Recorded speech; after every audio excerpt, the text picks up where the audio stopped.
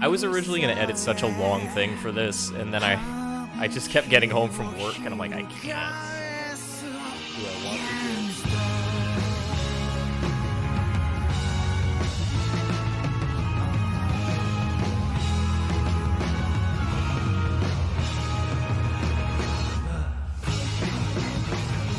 You know what I didn't do, though?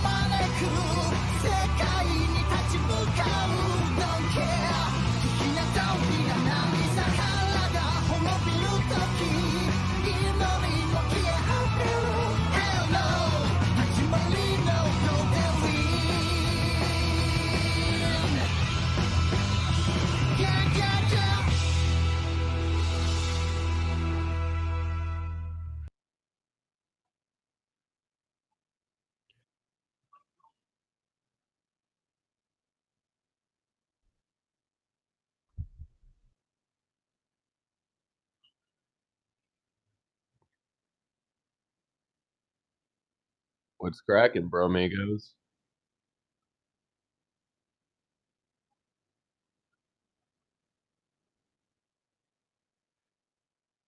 Oh boy, dog. Let's do it like old times. Let's say the gamer word. Let's fuck.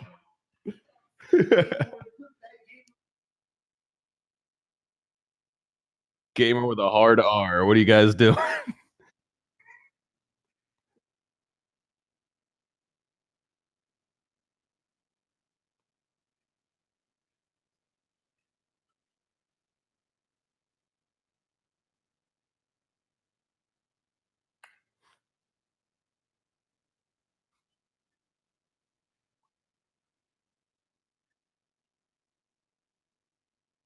Wait, really? Do you not?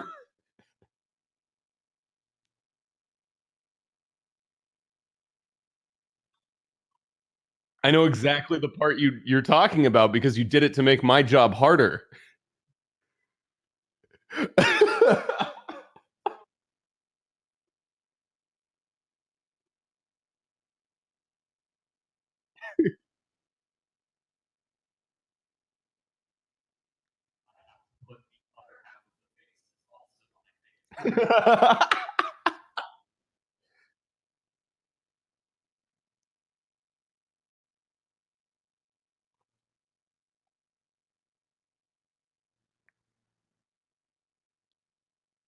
We can't. I can't hear you. How about that? Hold some old stuff. Okay. Did you fucking actually mute? Okay, so remember when I unmuted by accident? You muted I again. re-muted. Oh my god! So for a you good, son of for a hot second, I even this was did a the whole- Lyle really comedy funny hour. intro that you guys just totally missed. I can't fucking Probably not believe gonna do it again because it you- was a little borderline a bad idea. you are such a fuck. How do you do this? I How do remembered to you hit fucking record. do I hit this? record this time. That's good. Baby Oh, steps. man. Oh my god. Bill, Listen, it's good. I'm so glad. I'm so glad that you have to deal with this now. Yeah, I have to deal with you on the other side of a conversation going, what N-word is he saying? Like there's no defense for me now. Oh, right. It's just Lyle fucking yelling about it now. At first I was thinking like, oh, good. Now there's even less incriminating stuff, but now there's ambiguity. No. Which is worse. Right. Yes. Okay. That's fair. Well, I mean, there was no dropping of a gamer word. Merely a nuanced discussion of the gamer. yeah, word. like understanding. Well, that fucking sucks because you know what? I was thinking about it. The worst part is the best part of that joke is making fun of people unironically using the gamer word. But now I can't do it because I'd be a fucking hypocrite. So I just can't. I can't tap into that culture anymore. Like, it's not fair. It's not fair. You've lost your connection to the other side, and you can no longer transform into Dark Where's Phil. the bridge baby that gets me back there? Like, I need Bridge? that. Wait, the bridge baby? Yeah, Death Stranding. That's what they're called. They're called fucking, yeah, let me hook into that fucking thing and just get all back to the other side. Phil, you do know that if you manage to understand Death Stranding, you're just going to continue to be alone, right? Yeah. It's been actually years, and I've at this point have completely given up. I'm for the most part okay with it. Like, I don't think I've ever been as angry at somebody trying to help me out as I have that one conversation where you like sat down with me and Kyle and tried to explain the entire canon of Kingdom Hearts. Yeah, but like, oh man. But you enjoyed. Fuck off. You enjoyed Kingdom Hearts 3. You said I did, but I enjoyed it specifically because I didn't understand anything that was going on. I'll be honest. There was no it. amount of explaining that I was going to be able to give Absolutely you. none of what you told me. Did you not show them the 40-minute No summation of the mobile game? You're going to look me in the eye and say that lanky motherfucker over there is going to sit down and watch 40 minutes of Kingdom Hearts lore. I did. That But does not you even were on the relevant. other side of the couch and I couldn't get past you. Yes. Can I be real with you? I fucking I've seen footage from the mobile game, and anytime I saw it prior to that, I thought it was like the person editing the video about Kingdom Hearts, like throwing in like some cheap Chinese knockoff game as a joke or something. No, that's the game. Yeah. And it's super canon for like one moment. Yeah. For one moment, and that's the moment that you saw. Why does that need a 40-minute video then? Yeah. You know what? Please don't with explain that. multiple Have you not 20-minute knowing? additions, little DLC packs thrown No, in it's there. fine. It's fine. I couldn't explain it to you because after the end of Kingdom Hearts 3, there is no explaining Kingdom Hearts. Tetsuya Nomura is just a piece of shit. I'm really excited that He's I'm the off worst. the train. It's very... Oh, so now even you're off the wagon. Well, yeah. I mean, spoiler alert: Sora's dead, but not really. I was cool when Sora died, but not when he wasn't. Yeah, Because I thought my just suffering want was my over. boy to get it in. Is that so much? he bad? was so close. They held hands. That's getting it in. Yeah, in the that's kind of- Disneyverse. That's as far as you get. Yeah, he did. He shared the Palpu fruit, which I mean, she kind of forced it on him after a certain point. But like he's a little slow. He's kind of the kind of you gotta lead him. You know, Yeah, slap him can't right lead a upside horse the to back of the water, head. but you can lead a Sora to pussy. I'll tell you what. I'm really happy you said that with your mouth. That was awesome. Glad those words came out. Glad I had to listen to that. Sora's a bottom. Yeah, he is. Hardest bottom. Oh, man.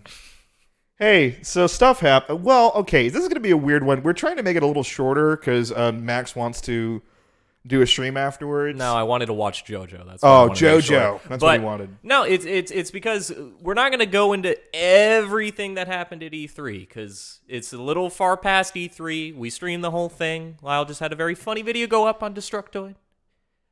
So you guys know what our opinions on E3 are. But we can go through the conferences real quick maybe and just say like, what did we like from each one? Yeah. Phil, I know you're a big fan of Sea of Thieves, so you must have been happy to see it was on the Game Pass. Right? Fuck yourself. No? Okay. Everybody wants fucking $15 a month from you. I didn't mention that in the video, but I was kind of like teetering on the edge of like, should I? I don't know. I've had it. That's my official statement. You can put that in the books. There you go. Back of the Games Pass. I had it. I've had it. It's with good. These gamer passes. Actually, so the thing about it is weird to think that people are attempting the subscription-based gaming thing, but Game Pass is such a ridiculously good fucking deal. Like it's in the it's Xbox insane. One. As a side note, why are they acting like this is new? Like literally, like to get Sea of Thieves like 3 months ago, I enrolled in Xbox Game Pass or whatever the fuck, and they're like acting like, and we're bringing it to PC. It's like because that is new. Like because that part is new. No, it's not.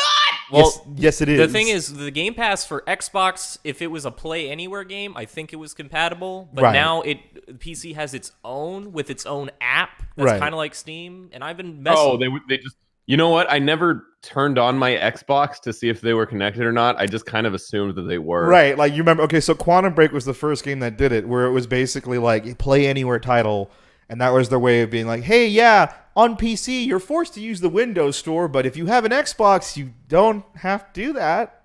Was Quantum Break the one that had the fucking TV show or whatever? Did Yeah. it even It have was the the TV worst, show? The worst Remedy game being followed up by what is I'm being told is the best Remedy game, so I'm fucking pumped. You know, they just thought they're trying to get one over on Epic. No, Epic's not doing a subscription service, and Yeah. if they are, I think you heard the word pass and just mixed it up in your head. And I know it's getting confusing now.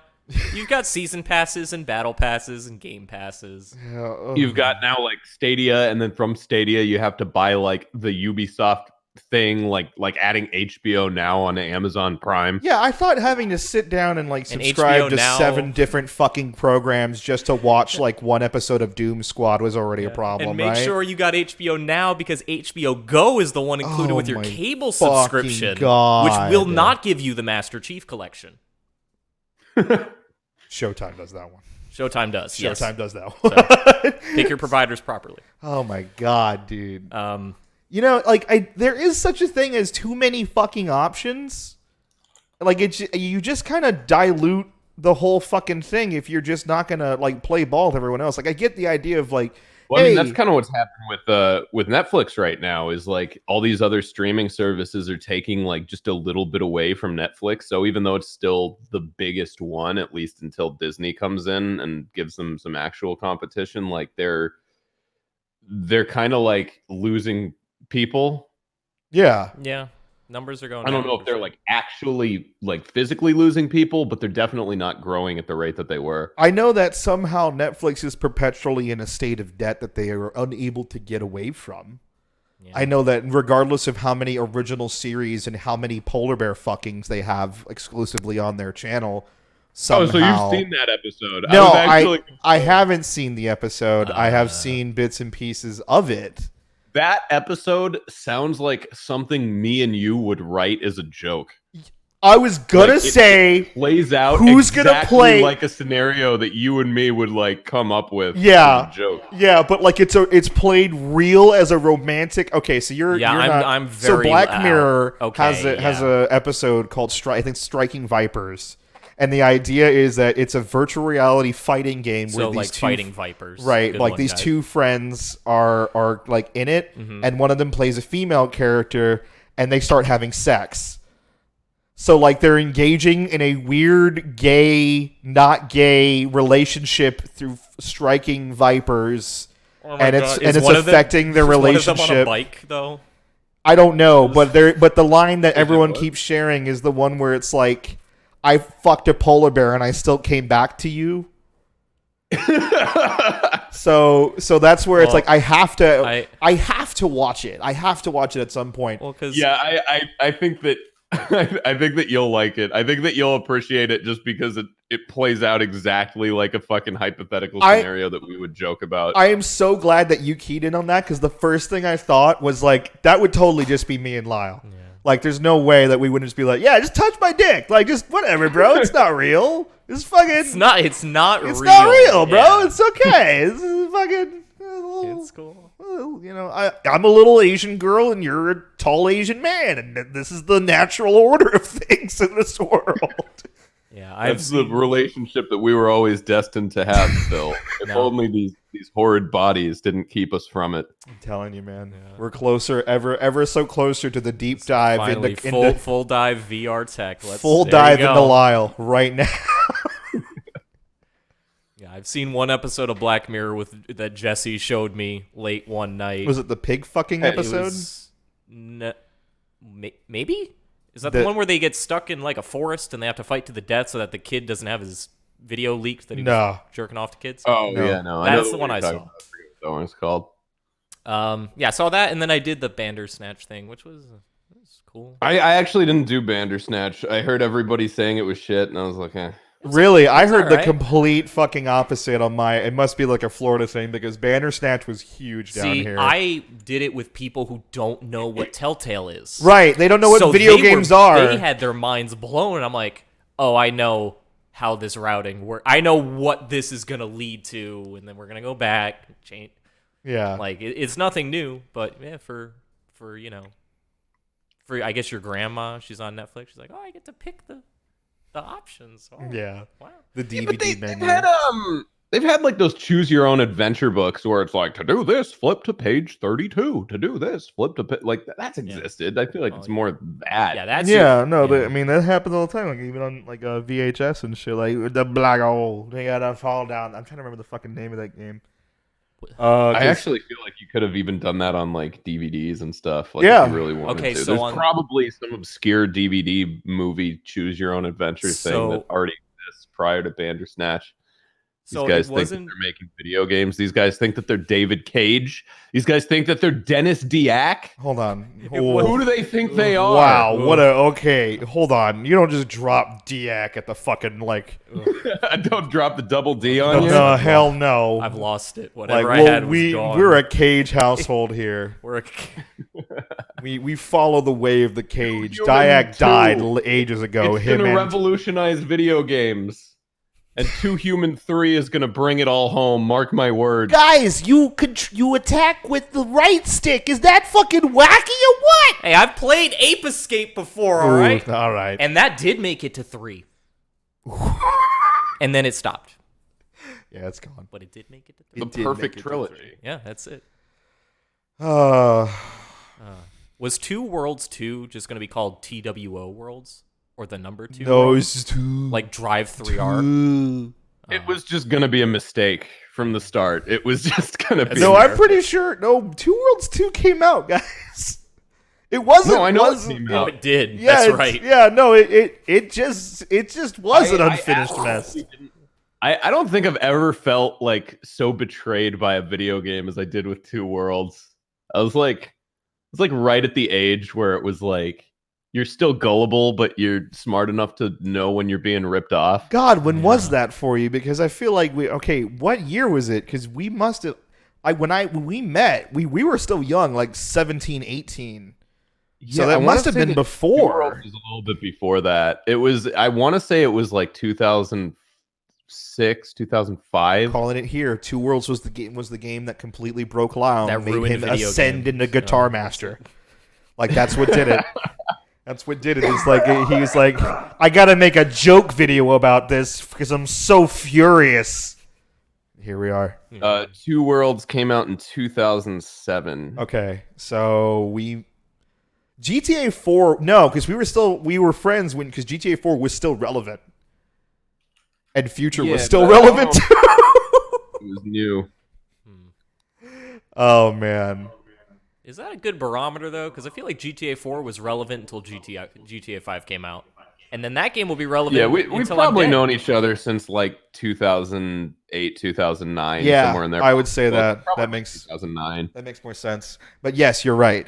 GTA doesn't stop being relevant until the next one comes New out. online DLC came out like last week. And there's another GTA. Rockstar game out. It's still the most profitable entertainment product of all time. It hasn't changed. It hasn't gone anywhere. It's insane. People still keep buying Shark Cash because they're dumb and they don't know any better. But they'll complain about the gold bars. Yeah. You've lost me. That's the fucking red. It's the Red Dead equivalent. Yeah. Is the gold bar system? Well, because what are you going to buy in Red Dead? No, you're right. Are you going to put a spoiler on your horse? Yes. Racing stripes? I haven't talked about this publicly anywhere, but I absolutely could not get into Red Dead 2. Yeah, no, I don't think okay, so I know a couple of people who I like. One person who's played Red Dead 2 and been like, I really like the storyline and blah, blah, blah, blah, blah, and the characters are very inviting, and I really like the Arthur Morgan dynamic, and shut the fuck up. It was so bad. It felt like it was like I was playing GTA 4.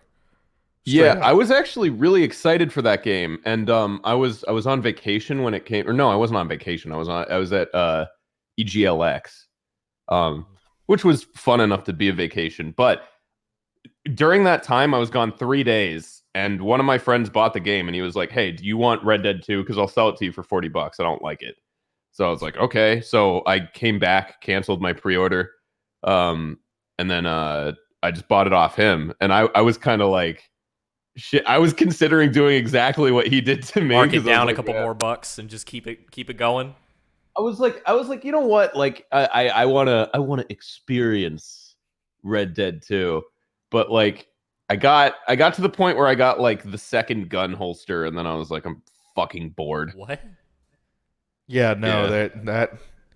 that game is slow. Can't put the other gun in his pocket. It's super Yeah. slow, and like the fucking camp shit where it's like there's always a million chores to do.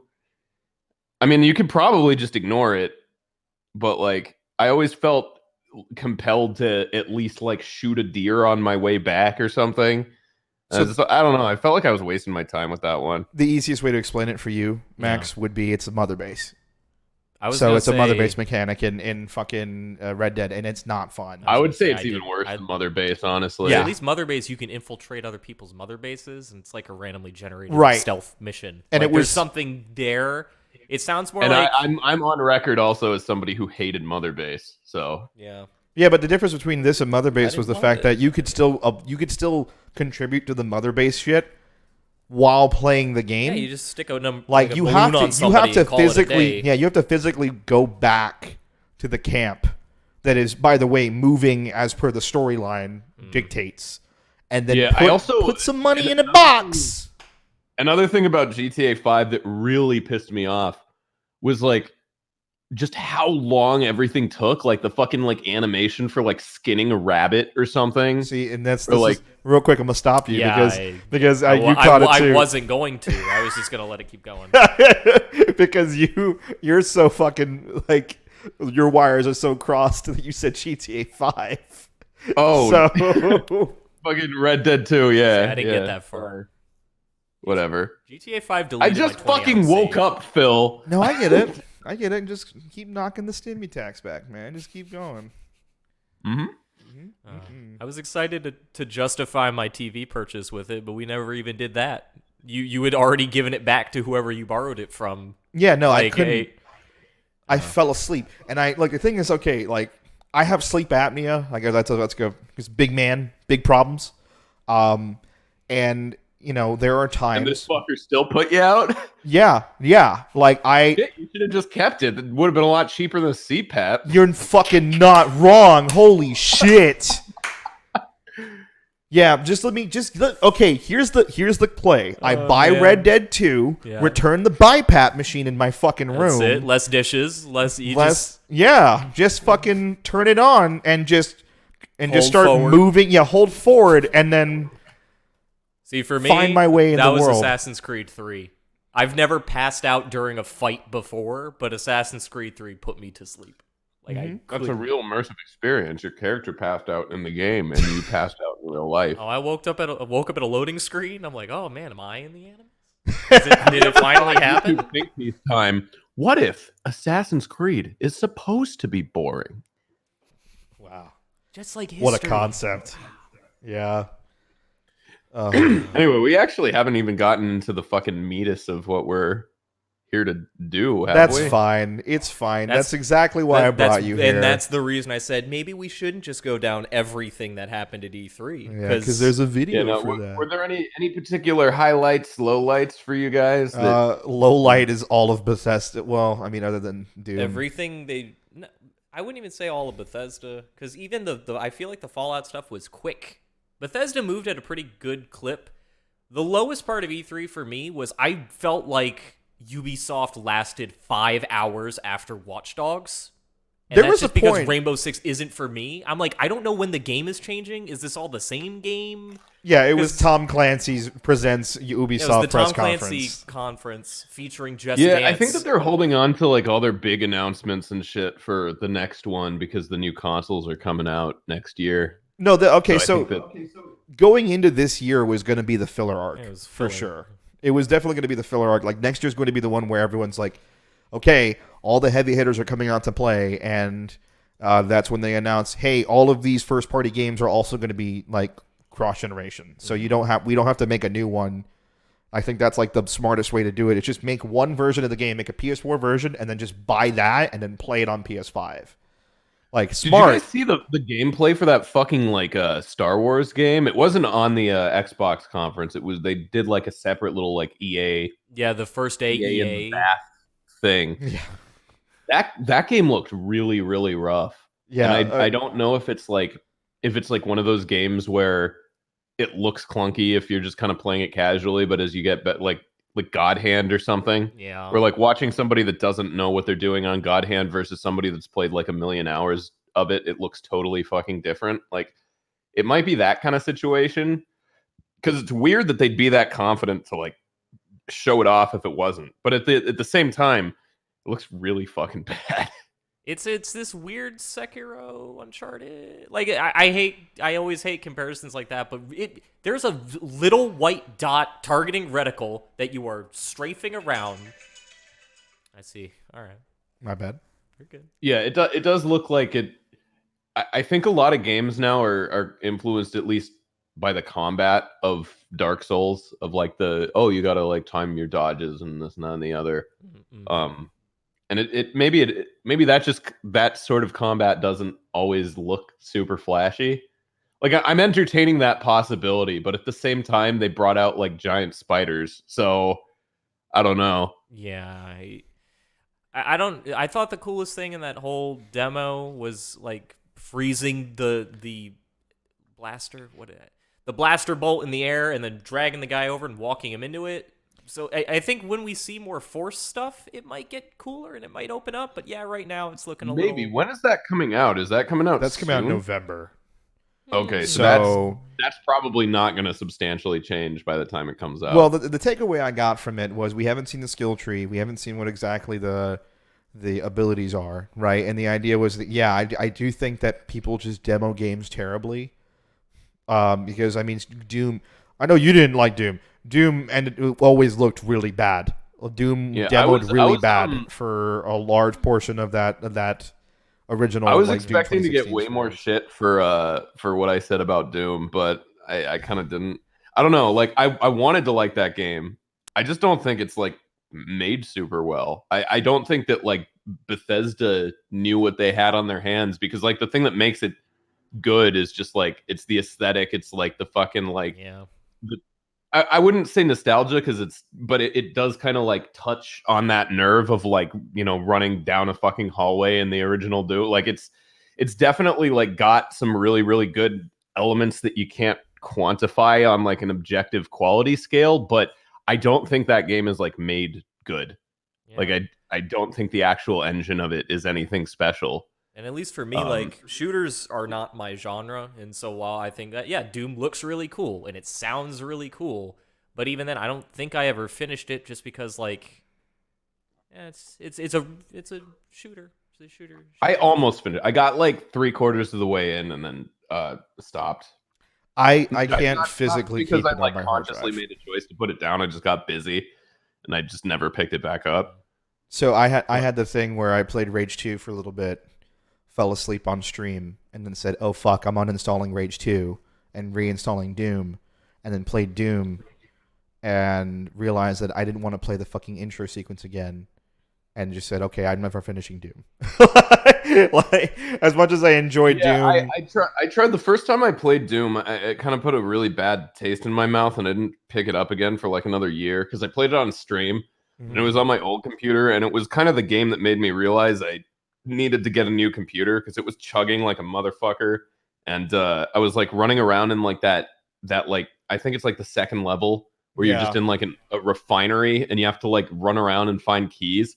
I was like trying to maintain a conversation with somebody and like basically lost track of the map. And then I'd like look at the fucking map and it's like this fucking spaghetti mess of like 3 levels that you kind of like interlock in a bunch of different places, and I'm like, man, fuck this. see, I don't necessarily have that problem with but like see, games. I never really understood, like, well, Doom's map can get kind of, because it's all holographic and see-through, so it can get kind of hard to figure out but where like, you are. and I see that the first time I saw that map, I was like, fuck this. Like, I'm not saying it's not a bad like way to interpret a in map. later levels they start putting like green lights in front of you to like tell you where to go. And maybe they even have it in that level, but I didn't recognize that those were there until later levels. I don't Like, think I ever got lost. That's the thing, is that I think that maybe it's hard for me to kind of like any level design where I do get lost. I do think is terrible level design. I But got lost constantly. At I least didn't. in the I first, never got lost. few levels. My never got favorite lost. kinds of games are the ones where two people are facing each other the whole time. So yes, I got lost. Yeah. So you could, That's true. That is true. I don't know. I think Titanfall 2 doesn't get nearly enough recognition for being a fucking superb like first person shooter game. No, favorite one. I think Favorite everyone. one. I think everyone in the world knows Titanfall 2 is good. They If just you played refuse it. to buy it. If you played it, you know. I feel like if you played it, you buy it. That's the one But no series. one bought it. So I bought Titanfall 2. There was like a sale on Amazon where they were selling them for like $6. So I just bought like as many as my cart would allow. So I bought like 6 or 7 of them, and then I think they ran out of stock. But I just gave them to people. So I'm like, play this fucking game. the time mission is the best mission in any FPS ever. Yeah, Yeah, Done. it's so fucking cool. and Dishonored did it so terribly. It's ridiculous. Because that was like a thing. Like the year 2016, like Dishonored has a mission. Dishonored 2 specifically has a mission where the effect is cool because the way it is that like since it's like a bit more slower paced stalker kind of game. Yeah. You have like a device and it's like a mirror, and then instead of like you can use that to switch the other other timeline, but you can see the other timeline first.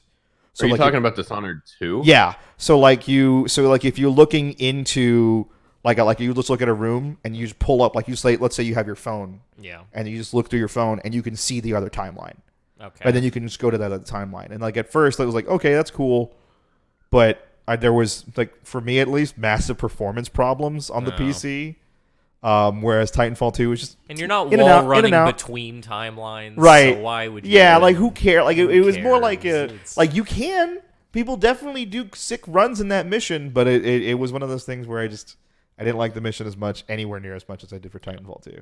Even though it was a really Yeah, cool I feel like I concept. should have liked Dishonored a lot more than I did, and I don't know why I couldn't get into them. You know why okay, here's why. Because if you're not actually, you know what? I can tell you exactly why. I remember now because anything that's fun, they don't let you do. If No, you do a fun bullshit. thing, they're like, now rats will be here. No bullshit. Because I can have a whole video channel I can show you where it is just that guy doing that stuff. Stealth Games BR, I'll shout him out. He's amazing. I can show you and I'll be like, nope. You know what it is? We're just not creative enough. That's why we don't like Maybe. those games. I don't know. Like, I like to kill people in fucking stealth games. I don't like to use the one knockout move. I like to use the 6 kill moves. When we after this podcast, I will show you this one video, and you will be like, "Okay, I am playing this video game wrong." Like it is a Yeah, Devil no, May I Cry definitely issue, know. right? Where it's like Yeah. there is a level of competency that game requires from you on some level to be like, "Okay, here's all this shit you can do. Go for it." Yeah. So. Which is why I really like Arcane Studios as a developer because they like their games are actually like the mission variety and missions or objective rather super open ended. You can do a lot of shit in that game. It's just that I'm not as creative as the motherfuckers out there because there's dudes taking people's heads, throwing them in the air, and waiting until someone crosses its path, and on that head is a wire trap that activates, kills the other guy who happens to be tied to another sentry like a mile in the other direction, and then he possesses that person. Like kill. You want to get the bad ending, Phil? Do you Yes. want to get the bad ending? Hold on, give me 1 sec. Oh. Okay, well if you're gonna care, okay, look, if you're gonna give a shit about like a bad ending, right? Like here's like when games that like make your life harder depending on a certain play style, that sucks. Yeah. Like if the game's not like built around that concept, like stealth games entirely, like it makes sense that they're not going to be entirely good when it comes to the action parts of it. But Well, Dishonored does that too, though. It puts rats there. It puts puddles of rats there. you have abilities for that. You just don't build into your kill abilities. You get a can of Raid in Mission 12. There's literally an ability where you can kill someone and rats pour out of his body, and that's what you're supposed to do. I'm trying to get away from rats, Oh. Phil. Well, I didn't get that. I didn't know it was that funny. You're playing it wrong. That's what I'm saying. That's Wow, what I'm the old saying. game journalist slander. No, comes the to- game journalist slander roost would be I flat. played on easy mode and I can't, and nobody, I'm really sad people are calling my pee-pee small on the internet, which is, I mean, at this point. Not how'd you know? Would you know? Would you Shit. know? Speaking of them, that game they're working on looks cool. Deathloop? Hell yeah. Deathloop. Whatever it is. No game, no hype, right? There it is. Yep. And I agree, but it's a shame that the only video game concepts that were really exciting to me were CG trailers. And I'm like, I wish you just showed just a little something. It didn't have to even be that great. I'm Like, actually on the opposite end of that spectrum, where like the idea of I know Lyle, you do your no game no hype. I'm completely fine with the CG trailer. Like I will want gameplay at some point, but like for an announcement, like yeah, no, just get me invested in the property and I'm good. Like you show me an idea and go, okay, I want to see how that idea works. And then if the best part would be, okay, here's the CG trailer at the conference. Here's some gameplay from the show floor. Like that's what I want. That's what E3 used to be. But you know, Yeah, I mean, well, the no game no hype thing. I mean, there's a lot of things where you have no fucking idea, and now it's like they fake gameplay too. Like that Anthem thing where the Anthem E3 shit was totally fake. Like the first one that didn't even look that good. yeah. Like it looked so mediocre that I'm like I never even like considered the possibility that it could have been fake, but because you figure if they're gonna fake it, behold. they'll make it perfect, and that's why it's like you have to see it. You got to see the demo fail on stage to know if it's real for sure. That's why it's so exciting. Like the Uncharted demo was so exciting. I think during PSX, when he fucking glitched into the fucking wall. Yeah, it's like, and don't freak out. Now it. we know that's a game. Yeah. That you can play, fuck, that's and it real. Looks like that. Oh, that's amazing. There it is. Like- I'm fine with the CG trailers if it's like thematic stuff is fine. Ghostwire is probably the new reveal that I'm probably the most interested in. Anything is better than showing us around the studio. like okay, I'll say like if it's something where like Breath of the Wild 2, for example, just knowing that exists, it's like okay, you get a little bit from that because you're like, okay, I played the first Breath of the Wild, so they're gonna stay in that universe. That's what the next Zelda is gonna be. Like you do still glean something from that. Sometimes you can glean something from it.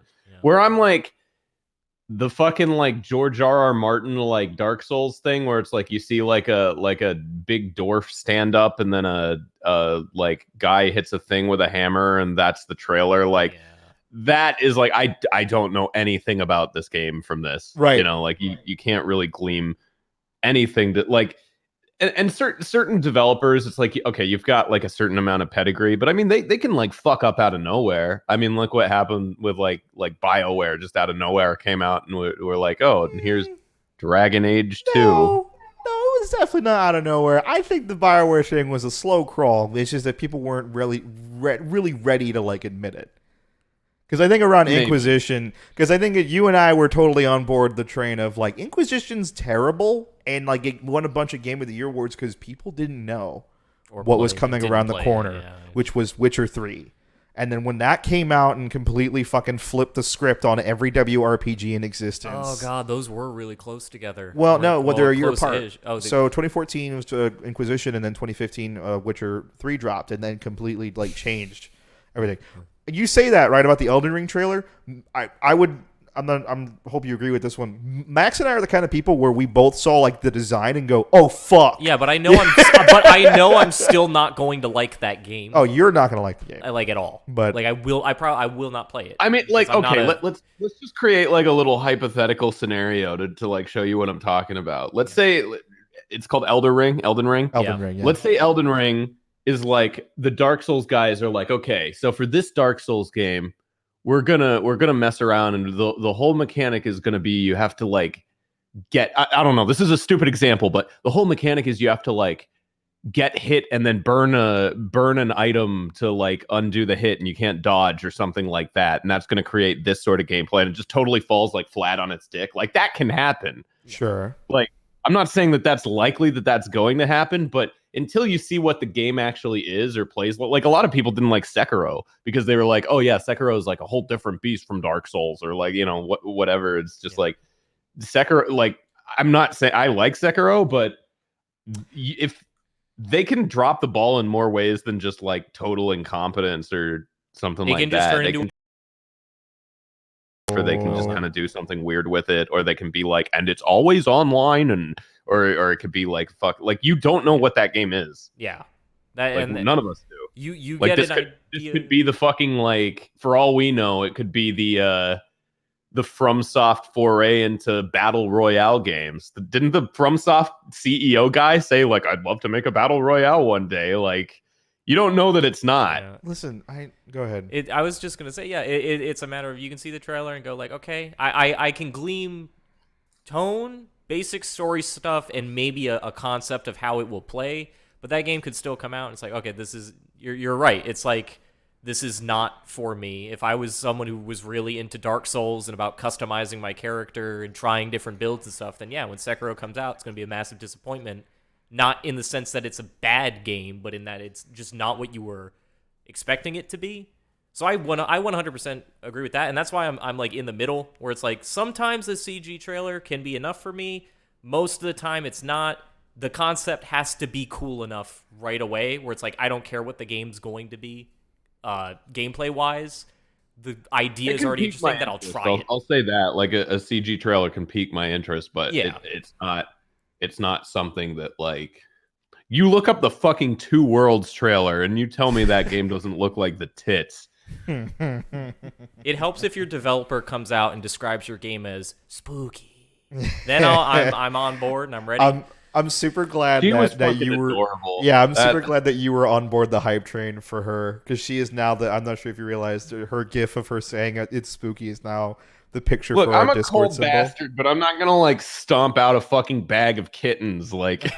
Yeah, literally, that's what Shinji Mikami showed up, was very tired, and said, here is a adorable kitten that is going to tell you about her new video game.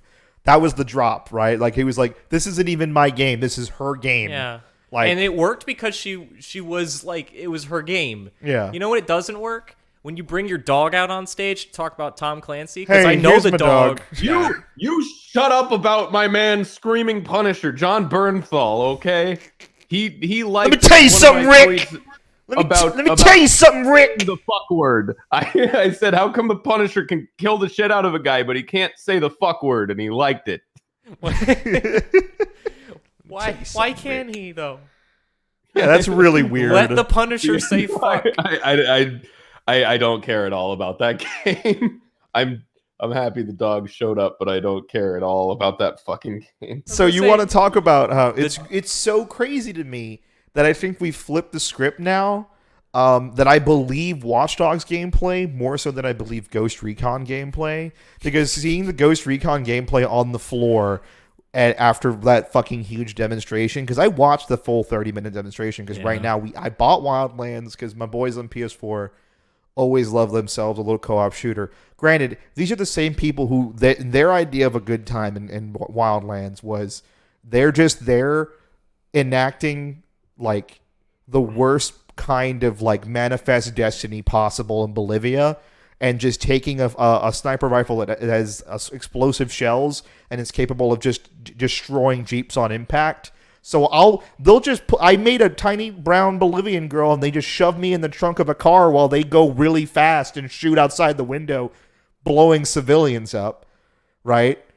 And that's their idea of fun, and that's why I'm like, okay, will this game give that to me? And it doesn't look anything like that's what's going to happen. I was going to say. And I'm really upset. So. I can't believe you get upset about what I make you play. I can't believe you. It was a good time. But like, at least I let you sit on the couch. It's wild to me that, because I saw the gameplay trailer and it just doesn't look anything like the show floor gameplay we saw. Like, it's insane how fucking crazy. Because then, like, you go to Watch Dogs and it was like, yeah, no, it's the gameplay same. part. The part of the game that you play in Watch Dogs looks totally real. I'm still baffled about how you can't have that many characters. It's not possible. Yeah, I don't know what you're gonna do. there's definitely gonna start to be like some like overlap and like the closest thing I can think to something like that is like Shadow of War. Yeah. And even that you did start by the time you beat it, you started seeing repeat stuff. I think that Shadow of War has a pretty decent gameplay loop. I'm not so sure about Watch Dogs, but 2 kind of does. It's just by the end of the game, there just isn't much left to do. Once you finish story stuff, all the side content's kind of really hit or miss. I dropped out on 2 pretty fucking early, so I don't know. More fun with a friend, I'll say. Definitely more fun with a friend. Yeah, well, I don't have those, so Well, That's a goddamn whole ass lie you just said. thanks, Whole Phil. ass lie. I just needed that pick me up. I'm sorry. You're welcome. Yeah, no, it is going to be a Bethesda situation where you're going to hear the same kind of chav accent, but 100%, I am totally finishing, like when I play my Watch Dogs 3 the first time around, I'm absolutely going back and doing a full granny run. Because that's a thing you can do now. Why isn't that going to be your primary run? Because there's no way I'm going to be able to know that game enough to justify. I do not want to lose the Golden Girls in my first playthrough. Like, I'm not doing that. Like if I'm gonna watch Bertha get fucking gunned down in the street, it's gonna be because I know and I made the decision to let Bertha. You want those organic highs and lows, man. Yeah. What makes it interesting. Yeah, true. No, I understand that, but like more and more I think about it, also, I'm just like, can I just say the old lady thing, that seems like the one fun one that they did. Like it doesn't seem like they have like, oh, you can be a guy in a wheelchair or you can be a guy who's blind. Like it seems like the only like weird variants they had was old ladies, maybe old man, like a character that always has to be in hacker vision because he doesn't have regular vision. We actually don't know cool. yet. We don't know yet. I think that's something where it's like we're probably going to see more closer to release. Once again, like I said to Max, my video, and I'll say it here. Like I kind of don't buy that they're gonna be able to swing that without kind of like cheating, or like you're gonna start seeing the sort of frayed edges of it like very quickly. I think. I'll ask you guys the same question I ask anybody. Like a number, how many voices are you actually going to hear? 15. 50? You think 15? I think 15. You think 15? I'm gonna go higher than that. I'm gonna say it's maybe like 30. But now, how much do they talk in the main story, in main cutscenes, if at all? See, I think I'm thinking that 10 voices, 5 and 5. If they have to voice an entire campaign, I think they're gonna talk very, very infrequently. Yeah, and I think that the robot is gonna do most of the talking. And I think that 1 or 2 times the robot says the person's like first name in the E3 demo, I think those are either scripted missions or those are like fake lines that won't show up in the game. So they confirm that they're like, for every new recruit, you have to play some kind of loyalty mission to recruit them. there will be like 5 types of those. Yeah, those will be like 5 types. But like, what is the gotta be? Right, but like, is the script going to be the same? Because if the script's going to be the same, like it's going to be it's going to be kind of shitty. But like, you know what? Whatever, right? Because at least someone's trying to do something fucking like new. Oh, it's cool. I'm excited. I don't understand how it works yet. Right, and if it works the way that they want it to be, like that's insane. But my whole thing is I don't see how it's going to be like as fun as like the Shadow of War sort of thing. Yeah. Like, you have to like the loop. The only example of that I can think of, and kind of the whole game is built around it.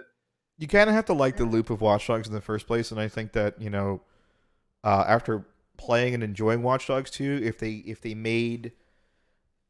just went the whole kit and caboodle, made the gunplay feel better, made movement feel better, like it just really lean hard into the fact that you basically just want to make Assassin's Creed money, but not use the universe. Like, I think it'd be fine. It weirdly enough looks like it has a melee system now, which is probably going to give a bit more like openness to the combat. Some characters have more, right. But there's definitely a lot that I think that game can be and is probably going to be. And even if it doesn't work out, the fact that they even bothered, right? Especially with the pedigree that, like, the weird fucking pedigree that Watch Dogs has in the first place, with 1 being such a fucking nothing game and 2 being just a downright goddamn, like, sin that people don't like. Because, but that's also a game, Marcus is the best. That's also a game where it's like, play how you want, but if you don't play stealthy, it's not as fun. Yeah. Because, again, the gunplay is bad. Gunplay's bad. So... And you play non-lethal because Marcus is too good of a person to actually pick up a fucking assault rifle. Wild in that game, more so than any other game. I feel like, yeah, if you're deciding to be a crazy psychopath murderer man. So the first thing that like comes at you see these like really cool like fucking silly like because for me, Lyle, the way I looked at it was, you remember the 1990s movie Hackers? Sure. It was just that in video game form, and I was like, I am so on board for this dumb Jet Set Radio fucking fusion adventure of just hacking the planet. Like, I'm super on board. I love dumb characters like that. And then like you play the game, and there's like genuine good character moments throughout the entirety of that game. Yeah. Like, it's really that game made me feel like kind of like uncomfortable actually with the characters, because I was like trying to steal like a David Hasselhoff car as like some kind of a joke.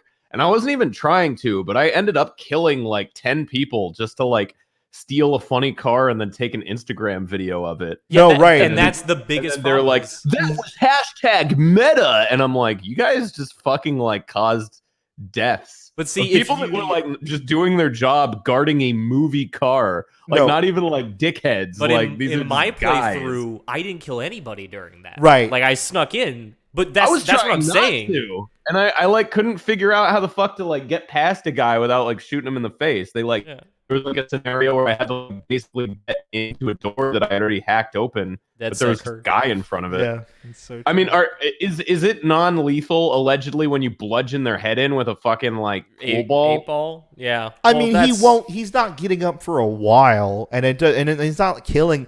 Like they're not killing animations. Like I'm sorry, it's very what much Aiden was doing to people was killing people. Like the whole time, like Aiden straight up killed people. But every single time. It is definitely my qualm, by the way, is not that he kills people. I like that he kills people, but it's more like he kills people and then he's like an Instagram influencer. Maybe come across like a Logan Paul type figure. It's very much. It is very much. I'd actually want to be. Here's our wacky hacktivist group where we do silly pranks to get Twitter followers, and here is where we 3D print our guns. Yeah. Yeah. Yeah, we're getting our crazy Twitter followers. Also, we're low-key terrorists. Dude, all of our Snapchat people watching our Snapchat story, they love it. They love all the wacky. Do they acknowledge that in the story of the game, or is that kind of like disparate tone never? No, to me, the canon playthrough is Marcus never picks up a gun, except for one instance. There's one instance in which it makes complete sense that he goes on a killing spree, and that's like a pretty fun character moment thing. And it makes a lot less sense that he still gets followers from it, though. Right? Yeah, it's very at that point the follower thing is very weird for that one. Yeah. But the thing is that like they didn't have the balls to just be like, yeah, like non-lethal playthrough or killing civilians is bad, right? Like they didn't have the balls to do that because they allowed you to do it in Watch Dogs. But in Watch Dogs, you kind of had a karma meter that barely worked. And Aiden was a psychopath. Why can I kill people in the game where I'm an Instagram hacker, but I can't kill people in the game where I'm a fucking pirate? That's what I want to know, Ubisoft. Yeah. Because he's a good pirate. Because he's a good pirate. He didn't kill no damn pirates. Because if you killed somebody, you'd be changing history, Lyle. You can't. Oh, so like a butterfly effect, like. You didn't know that was the canon reason? Yeah. You didn't know that? It's because Connor or whatever his name is. But we're not making fun of that. Like that's real. Yeah. Like that. Did you not know that? A fucking simulation, even in the context of the game. Right, but you know that's the whole point of Assassin's Creed. Ezio didn't kill civilians, but he did go around collecting birds. And solving puzzles on the sides of buildings. I do want to pick up that white piece of rag there. The memories of your ancestor, and he has like a really boring hobby, and you just have to sit through hours upon hours of this dude like whittling or something. What about when you? Yeah, but when you come out, you're the fucking best whittler that's ever whittled. I swear to God. just right out the gate. That's what the whole effect. The literal If only there was reason. some kind of like devil went down to Georgia situation that like imbued me with the power to become the best whittler in the world, I would never pick up a block of wood. For all I know, I am the best whittler in the world, Phil. You might be. But and this is where the it really IRL stream falls coming? apart. Do you remember when you start playing as Ezio? It's in his dad's balls. What? Really? I thought it started at the mom's birth canal, but yeah, you definitely... Either or. Yeah, that's where Desmond first drops into being Ezio, is sperm. Why does Ezio have the most comprehensive history? You right? get it from the start to the end with Ezio. Pretty much, yeah. That guy didn't fucking bust a Desmond into somebody till he was like 70. Yeah. But Desmond was there for all of it. And Conscious. Ezio was fucking. Let's cut to brass tacks. There was no way that man existed and didn't just had pussy gravitate towards him. I think he fucks in every game just to like kind of Remind like him that he can give it an avenue. But yeah, then he like meets some girl in her fucking 20s when he's like a 70-year-old man. He's like, I am very powerful. I can take care of you. Give it an each, Luigi Mario. Shot his Guigi in her. No! Leave Guigi at the door where he belongs. I like Guigi. What's the first thing you said to me today when you were setting up the can Guigi say the N-word? I did not say that.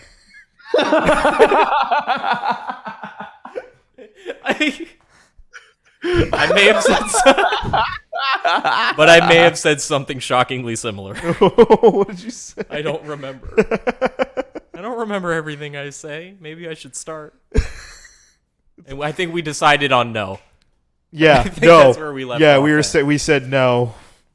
I think we said Guga. Okay, so here's the other question. Is Guigi like his own entity, or is he Guigi because he comes out of Luigi's backpack specifically?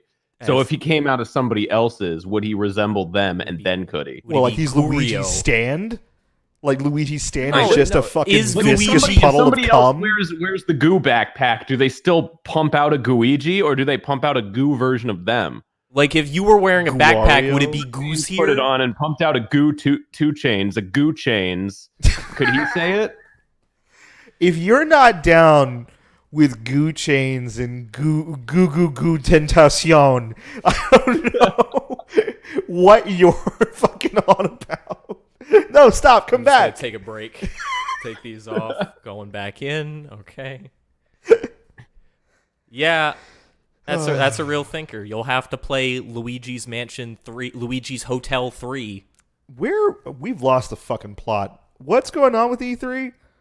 Do you really want to go back? Because we didn't even start Microsoft.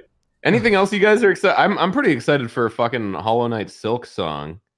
I have to play Hollow Knight first. And this will be dude, Hollow Knight's so fucking good. It's definitely like my favorite Metroidvania.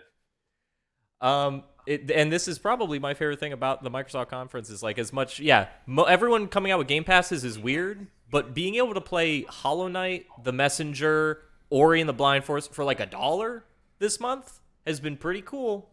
Been enjoying that. Yeah. And the fact that app works, unlike the Windows Store.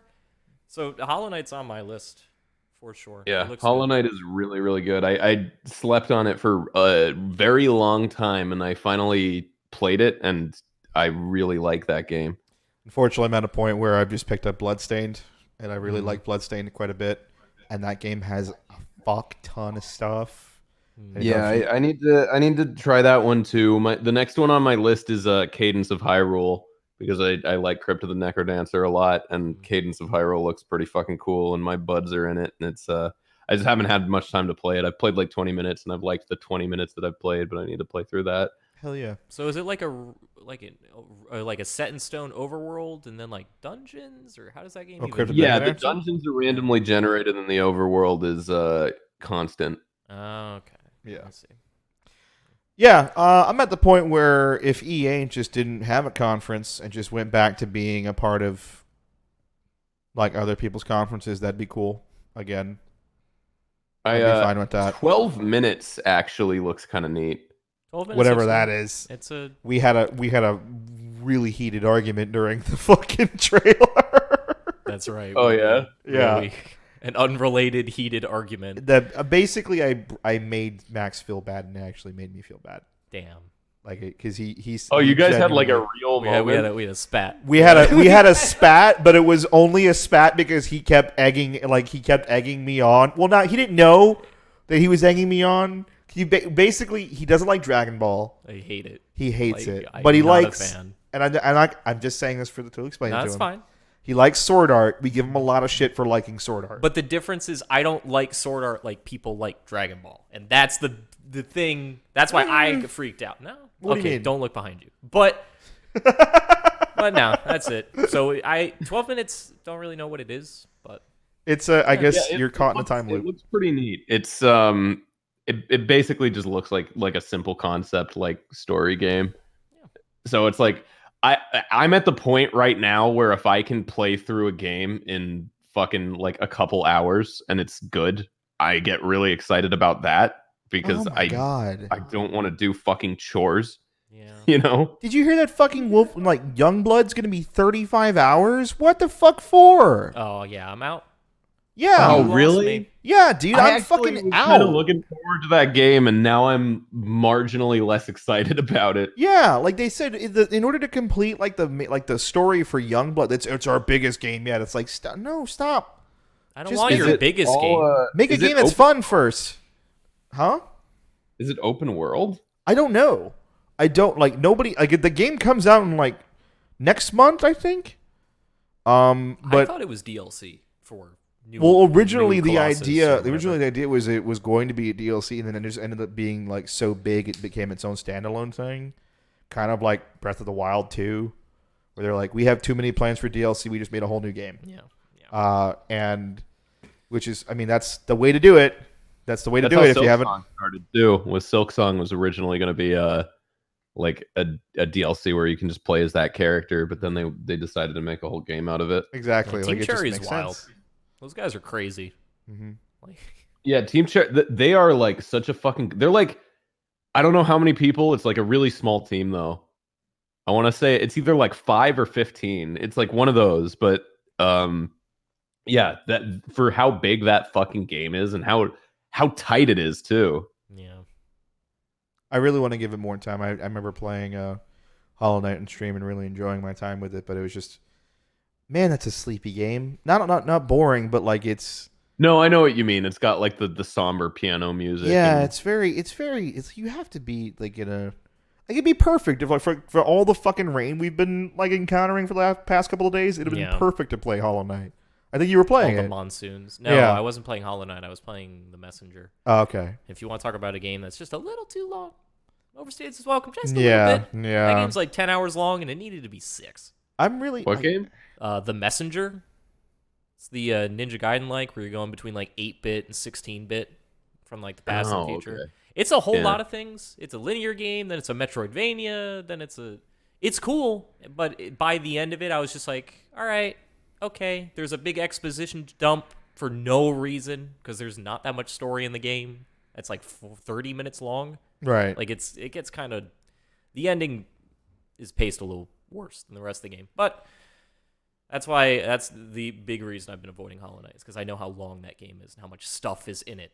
How packed Hollow it Knight's is. actually not super long. I could check my save file if you really want me to, but I want to say that I've put maybe like, and I've done pretty much everything. I haven't done like the crazy hard challenge modes. I think I've put 25 hours into it, and that's like going like pretty full completionist on it. You could probably like blitz through the game in like 10 to 15 hours. All right. But yeah, I really like it. I think I'm not the kind of person that gets drawn into completing games like that, and I just wanted to like hang out and play it more, which is the only reason it has that long on it. It's a very the. Are we back? Yeah, we're back. God damn it. Yeah. The gotta buy sleepy new equipment, I know. somberness. Yeah, I know. God damn it. We'll figure it out. The sleepy somberness of it is actually it lends itself very well to just having a chill time. I feel like when you want to be like, I'm encountering the problem where it's like I'm playing a video game and sometimes I'm like, I should be streaming, shouldn't I? Right? And that just sucks right now to just be in, which is kind of like why the just chatting thing is such a fucking godsend, because it's you feel bad, but you want to get the content out there, but man, you just want to play this game all by yourself or something like that. And that's kind of what Hollow Knight I didn't is. play that one on stream. I played it by myself. Yeah. I would probably recommend playing it by yourself. But yeah, that game also has like of like it's a Metroidvania, but it's also kind of a Soulsborne, which is just like a 3D Metroidvania. Honestly, it takes some of the mechanics that work really well from Dark Souls. Like it's got its equivalent to like the Souls thing and that kind of stuff. But one thing I like about it a lot is it has really, really tight, like snappy, like combat, and you always know pretty much exactly where the hitboxes are. And even when it gets difficult, you kind of like know what it's doing all the time, That's which I super like important. a lot. Where Dark Souls, I feel like a lot of the time I'll like dodge the same move 9 times exactly the same way, and it'll just hit me on the 10th time. Just out of nowhere, the enemy will like pivot 90 degrees and it'll just hit me. Yeah, I definitely felt that in 3, and then Bloodborne as well. And it's a lot faster, but yeah, you would do the same thing over and over again, and still, it's like, oh, this time it just hit you. You just didn't dodge as good. Yeah, because what they'll do is that like they'll have moves that they just don't reveal to you unless they're at like certain damage thresholds rather. And that just sucks. I hate that. But yeah. So anyways, Microsoft. You get 10 seconds to talk about PSO2. Go. I lost my fucking shit. PSO2 is actually coming to the West. Oh my god. I'm in between whether or not I should keep playing the Japanese version, just waiting for the American version to come out. I'll probably just wait now because I mean, it's free. I'll give it a shot. For sure. I really enjoy it. I think the combat system is one of the best things about that game. I have 3 level 75s in the Japanese version already. So it's one more. Yeah. No, what's 4 more? I don't care. Like now my biggest is the Japanese one free to play or no? No, it's free to play. It's probably the best free to play. That's the thing that people are so worried about when PSO2 is it's the best interpretation for the free to play market, because you can just I didn't have to put money into that game, but I found a way to give them money. Like, I don't care. I wanted my stuff, so I put $20 into PSO2, and I was like, yeah, I like this fucking game. It was good. Yeah, that's I actually, this was before I saw your video shrieking about it, so it wasn't like a biased decision. But I made a joke in the E3 video that I made it before even like checking. I was like, oh, how much you want to bet like this game looks nothing like its fucking trailer? And to be fair, like they never do. But it was a lot closer than they usually are. Yeah, and the thing is, it's an old game. It's an old game that they turned around and they said originally the idea was they wanted a 10-year timeline. We're at year 7 right now, so and it looks it's great. The latest episode just dropped. Phantom is such a fucking fun class, and from what they're saying, we're gonna have all the content that everyone's gonna be up to date. So. Yeah. Which is insane to me because PSO2 has a fuck ton of shit to do, and there's tons of different classes. Like, just the idea where it's like, okay, you could just play a hunter that has 3 different weapon types, and you have a skill tree that you can gear into those specifically, or you can play a bouncer, which one is his weapons are jet boots and dual blades. And those jet boots. All right, I'm in on that one. Yeah, and you can just literally you can edit your skill. Like you have a flippy skill, like 3 flip kicks, and you can just edit that skill. I just did it the other day, where it's like you just hold it down, you keep going, and you keep doing the DPS. Yeah. And you know what I just found out about that fucking class, because I actually fucked around with it in the skill tree. The main idea of that class is it has invincibility frames on every single skill. So the idea is, in order to dodge attacks, you just keep attacking. Oh, you just so keep right. You just keep you have to like hit it at certain frames. Like it was fucking dope. And apparently, I didn't know it. Like the weapon action, which is like every class has an ability where they can Like they just do something different. For hunters, they just have a guard function. But for balancers, it's a shift action. So essentially, it changes the entire property of the skill. So there is a skill where you just start kicking across the screen, like doing a huge AoE effect with the jet boots. But if you shift it, you just start spitting wildly and just doing more AoE. And you're like, man, fuck, this game's cool. Those games normally scare me. But PSO2 looks... Phil, I'm going to try it, but you've got to properly indoctrinate me into this one. You never did it with Monster Hunter, and I fucking hated it. No, well, because you know what the thing with Monster Hunter's a hard sell. I would say that the reason why PSO2 wouldn't be as hard of a sell is because the combat's not as fucking frustrating to deal with. Yeah. Does it have menus that work? Yeah, for sure. Okay. Then it's already ahead. Yeah, it's already fucking 10 steps ahead. I'm playing fucking Dauntless, and I know it's not as good, but it functions on a basic and fundamental level. Yeah, you won't have that problem. I would say like even then with the Japanese version, because that version's basically translated. Like that whole version's I played in English because the game's been out for so long. The team has basically translated the whole fucking game. I'm not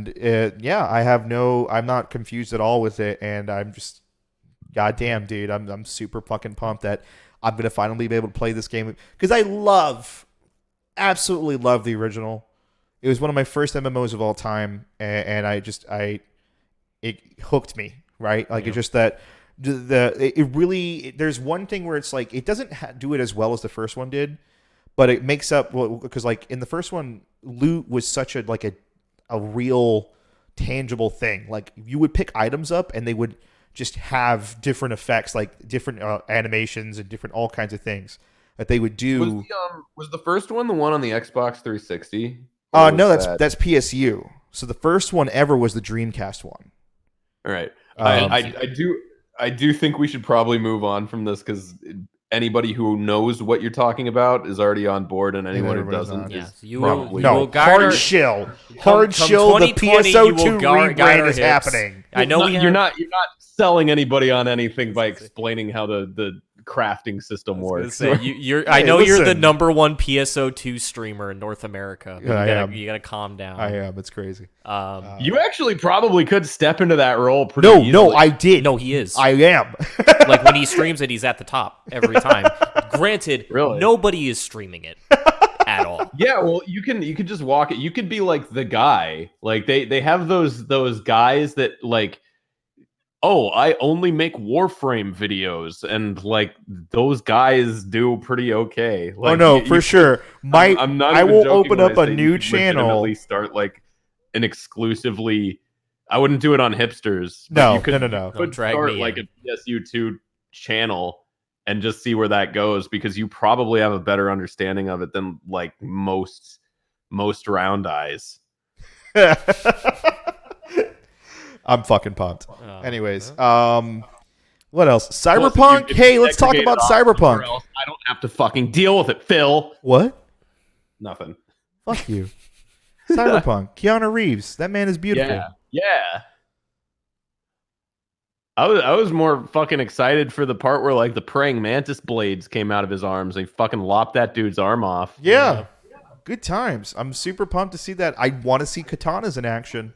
They're there. Yeah, I'm avoiding like any info on that game past just like knowing that it exists for my show, because like I'm already sold on it. I want to see as little of it as possible at this point. Sure.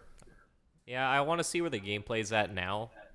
But yeah, no, I'm pretty down, pretty on board. I don't know. The one thing I've heard is there's a bunch of people who liked it and a bunch of game journos who didn't. So it's hard. And the thing is, on this channel, I always say time and time again, game journalism is absolutely necessary.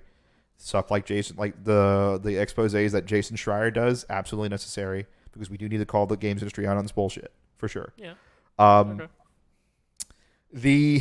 The rock paper shotgun shit is now gotten to a point where it's just like, all right, like it's time to slow down. It's time to relax, guys. So I didn't really look into this. Is the gist of it?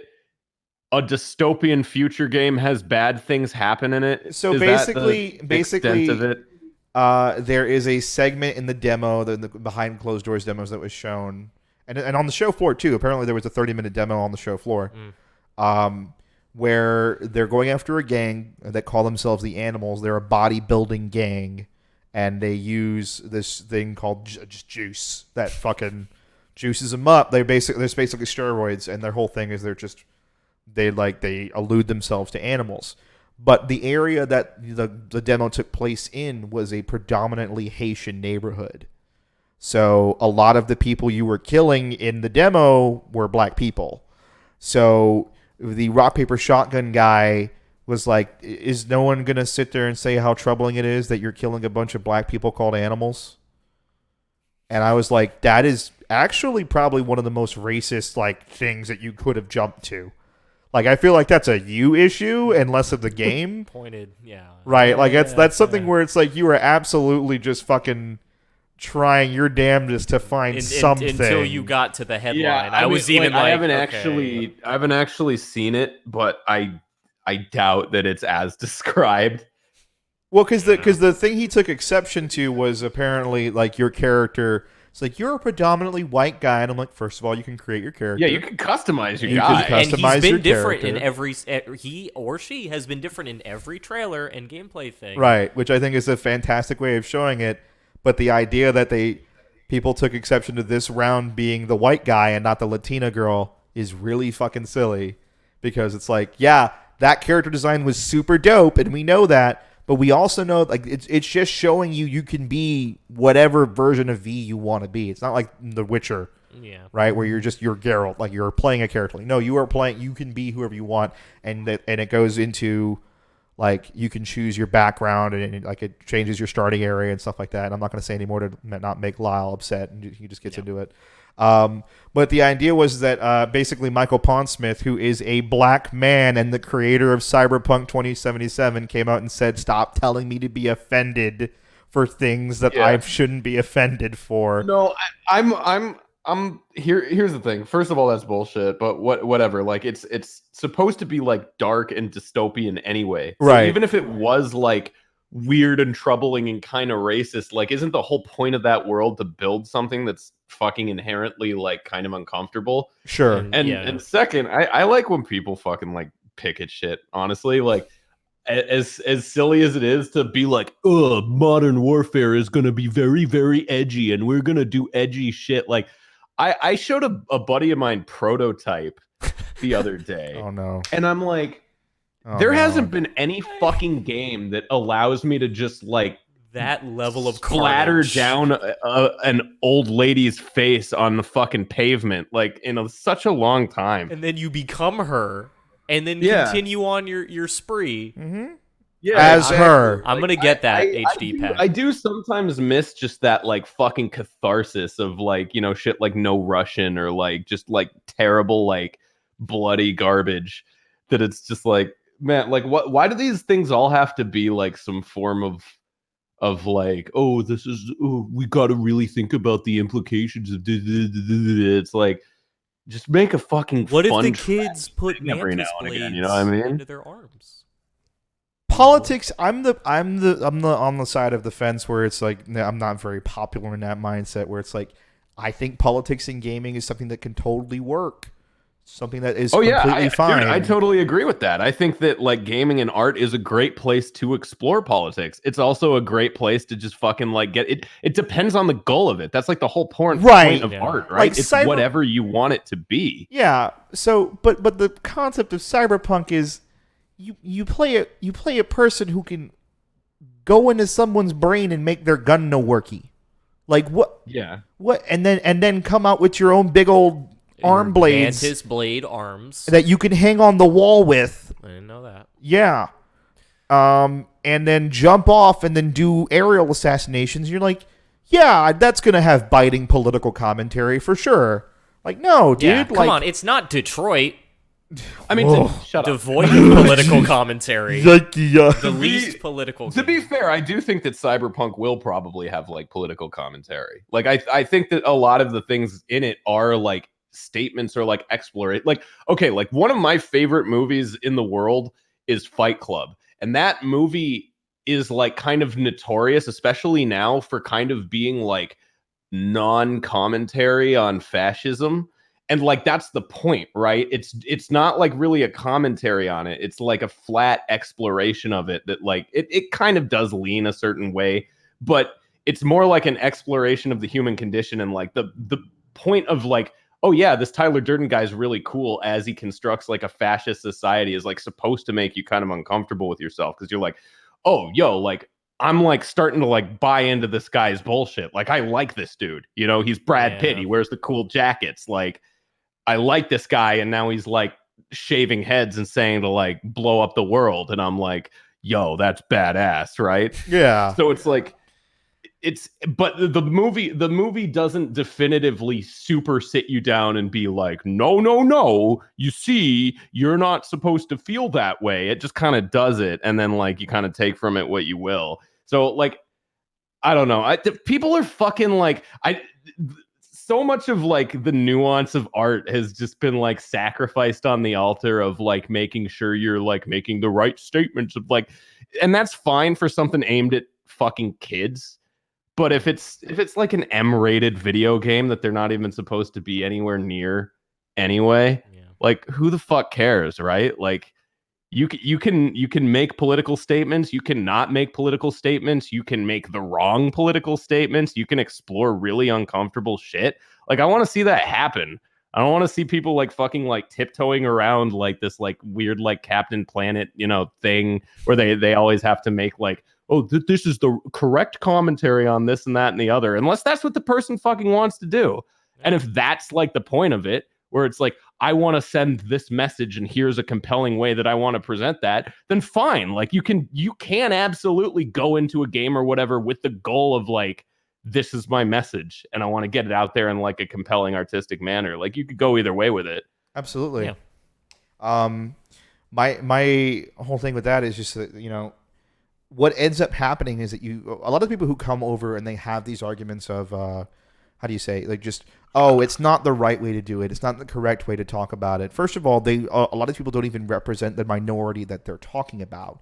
And I understand the concept of how important it is for those people who have a voice, that is, you know, who have a platform to come forward and to say things, because unfortunately there is still a stigma in today's day and age where it's like, there is a different way of, you know, that people kind of interpret certain dialogue, like the idea of code switching, right? Like if someone, you know, talks a certain way and it just so happens to quote unquote like meet the sort of ghetto standard, you're not going to take them as serious, even though what they're talking about is so serious in nature and tone. You know, I get that, but what it always comes down to is less about, you know, really trying to make a statement or trying to make something better, and more about, no, I just think that you're wrong and I'm right. And it's always about being on the right side of history. And it's always about putting themselves up higher and higher on the fucking totem pole just to kind of win those points and so they can feel better. Like what it feels like is universally white people are starting to realize that maybe they fucked up, and now they kind of are just desperately trying to claw at everything and be like, no. We're not racist. This is. See, my opinion is always just tell a good story and make your game fun. Right. And everything. Yeah, I just get particularly heated about this kind of shit because like people that make art, people that like, you know, and that is at the end of the day what we at least like pretend to want video games to be, right? At least in certain circumstances. People that like make art and like they, you know, the whole point of like making art is you basically dedicate yourself to fucking telling the story that you want to tell.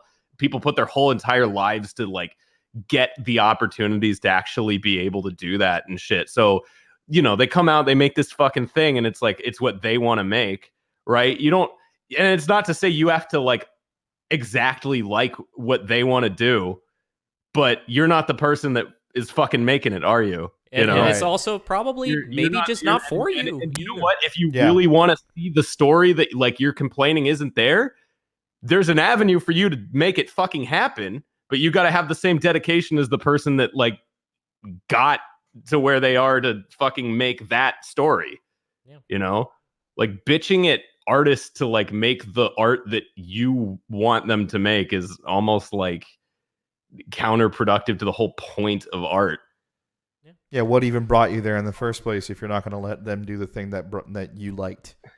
Like, it doesn't make sense. Like, if you were there and you were there because they did something that you liked, but they are going off and like, okay, it's like, okay, they're expanding their horizons, you know? It's like, and to be fair, it's not like somebody can't like swing and totally fuck up like a creative vision. Like if somebody blatantly bungles the thing that they're trying to do, like if they're trying to make something that has like a message of inclusiveness, but accidentally make something like super racist, then it's kind of valid to be like, okay, what are you fucking doing here? yeah, But, like the thing we brought up before stream that I'm not going to bring up. That one? Yeah. Oh, that one where it's like they're trying to make a biting political comment, and it's like, no, I dude, don't you're think just they a racist. are. Oh, that one. Yeah. Okay, I thought we were talking about the other one. No, like, that no. Lyle also walked in on. Okay. Different conversation. No. No, all I'm going to say is someone made it's making the round. Someone made a particular fan art from a particular that one. Okay. popular Nintendo game. Flag and move on. Yeah, flag that motherfucker and move on because he's a piece of shit. Yeah, just hey, not every game. There's so many games. If you don't like this one, just play a different one. Yeah. You know, that's it. Regardless, Cyberpunk looks amazing. yeah, it really does. Not as amazing as that deer game though, where you the glowy deer. I'm pumped. Tokyo Jungle great. 2. I think I'm super pumped for fucking feels. I really am. I'll play it when it comes to Game Pass, which is how I kind of feel about indie games now, which is probably not good, but it's like, well, all the indie games I've wanted to play in like the past 4 years are on that Game Pass. So Yeah, I don't really until feel Epic starts inclined fucking to, putting their foot down. So because that's the thing I've been hearing right now too, is that Epic Game Store is really fucking putting the pedal to the metal and just trying to pick up everything they possibly can. So get ready for that shit. Yeah, You know what I mean? there's some really cool shit coming out of the indie scene, especially now. Yeah. And I feel like such like hipster trash because I used to shit on people who were like, oh, Braid is amazing, and I still think Braid is not amazing, but Okay. like I'm honestly more excited about a lot of like indie shit than I am about like big AAA stuff. Well, I can definitely say most of the things that got me amped up were shown off during that Kind of Funny Games like indie game montage, whatever that was. We found the one battle royale that Max will play during a Devolver conference. Yeah. It was So- more of a is game it show the thing. totally accurate battle, whatever. No. It's basically the MXC battle royale. Did you not watch the Devolver conference or no? No, I didn't. I Basically, probably should have. I think I was like on it, but There's a No, you were on. Is his name John Carnage? You were on that guy's stream. That I didn't. Yeah. That we tuned out. We're like, oh, I like John Carnage. I'll watch this later. And we tuned out, and I see that shot of you standing over someone's corpse holding something, and I'm like, what are you doing at E3? Like, what is your what is your goal at E3 at this point? Like, what are you like doing to people? I don't know, man. I just get drunk and stagger around a fucking place with bright colors. That's my experience with it at this point. Okay, so then so what we need to do is fuck TwitchCon. That's what what I should have done is gone to E3 with you, and that would have been way better. Then again, nothing will ever beat us breaking into the PUBG after party. Yeah. Oh man. yeah, so the big 100-person Wipeout game looks fun. Yes. And I feel I have to go back through that indie game stream because unfortunately it moved so quickly. It's like, yeah, there's a lot of games I saw that looked awesome, but I only saw it for 5 seconds, and I don't remember what it was called. You know what? I don't remember what it was called, but we know exactly what it was. That RPG game from the Xbox conference that was all like The paper one. like it was all drawings. Yeah. Like it looked super fucking cool, and I don't remember the name of it. It looked really fucking rad. hand-drawn. It's not Dragon Quest. Not Dragon Quest, but it might as well be. Legally Oh, distinct Microsoft are you talking RPG. about Mr. Doodler or whatever the Yeah. fuck? The one Yeah. that looks like drawn on like lined paper. Yeah.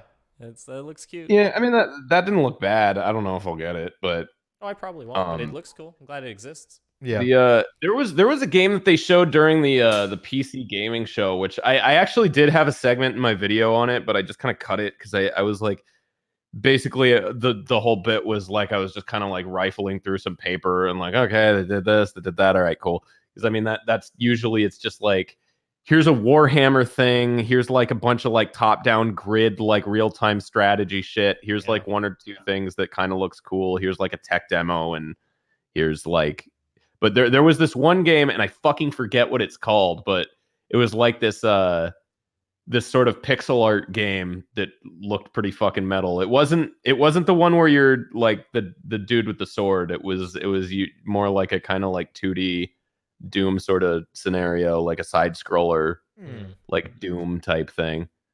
Started with a V, I want to say, but it looked pretty sick. Yeah, after all the because I had watched the PC Gamer Show the last couple of years, and the only announcement out of all of them coming out is like Yakuza's coming to PC. I'm like, okay, cool. I just skipped it this year as well because it's a lot of top-down stuff. And already did come to PC. Yeah, but what I'm saying is like in all the years of watching PC Gamer Show, that was the only announcement ever that I was somewhat Chivalry excited 2 is coming out, so like Mordhau had a good competition. Like, half a year. Well, that's to remain to see if Chivalry 2 is even anywhere close to like the first one, because at this point Mordhau really is just better than Chivalry in every way, and if they can't like, I haven't actually played it yet, but I was gonna pick it up at some point, and then I saw Chivalry 2 was coming out, and I was like, I haven't played it yet either. Just from watching it, I can tell it's 10 times better than Chivalry. Like I like really Chivalry want to play it. So I don't know. I actually want to give Mordhau a go, but for sure, Mordhau stream.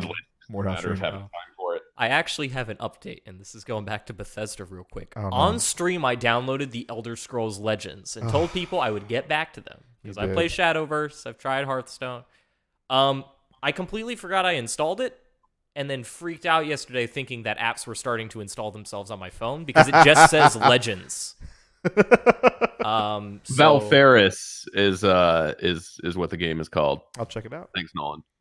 Cool. I'm uninstalling Legends now. It got installed on stream, and thus it wasn't good enough for the joke. Yeah. No. So did you ever like open it up and try it, or Not no? even a single time, no. Because I got a notification. It's like, hey, you got 5 free packs in Shadowverse, and I played that instead.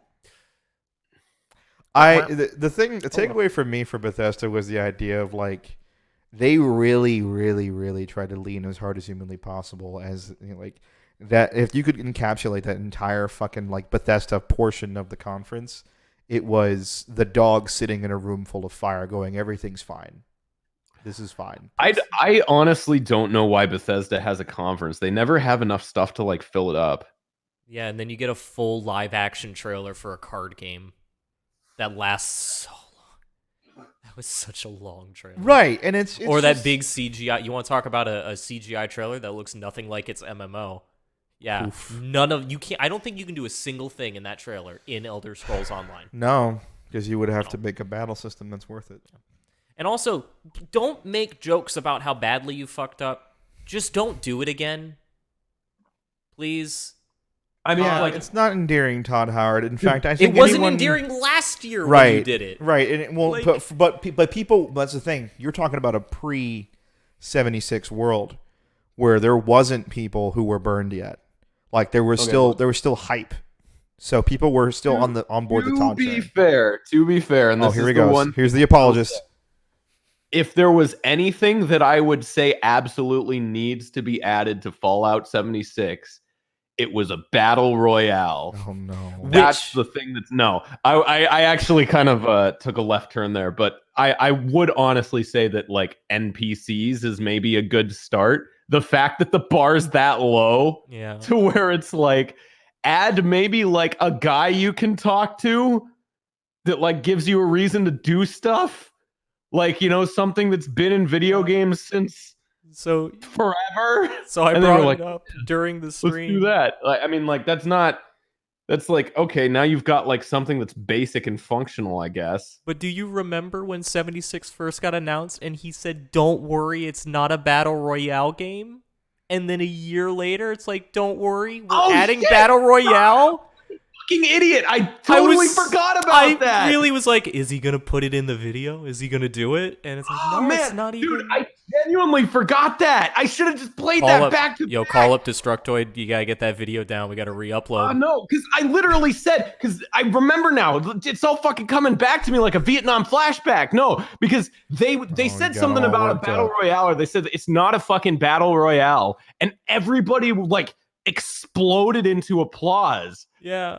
And then like a year later, they're like, and now we're putting a battle royale. And it's funny that you had a Vietnam flashback with all the napalm that's falling around you, huh? The two fucking guys that collectively shared a single beard that were like spawned from like the same Oh like, my god. corporate.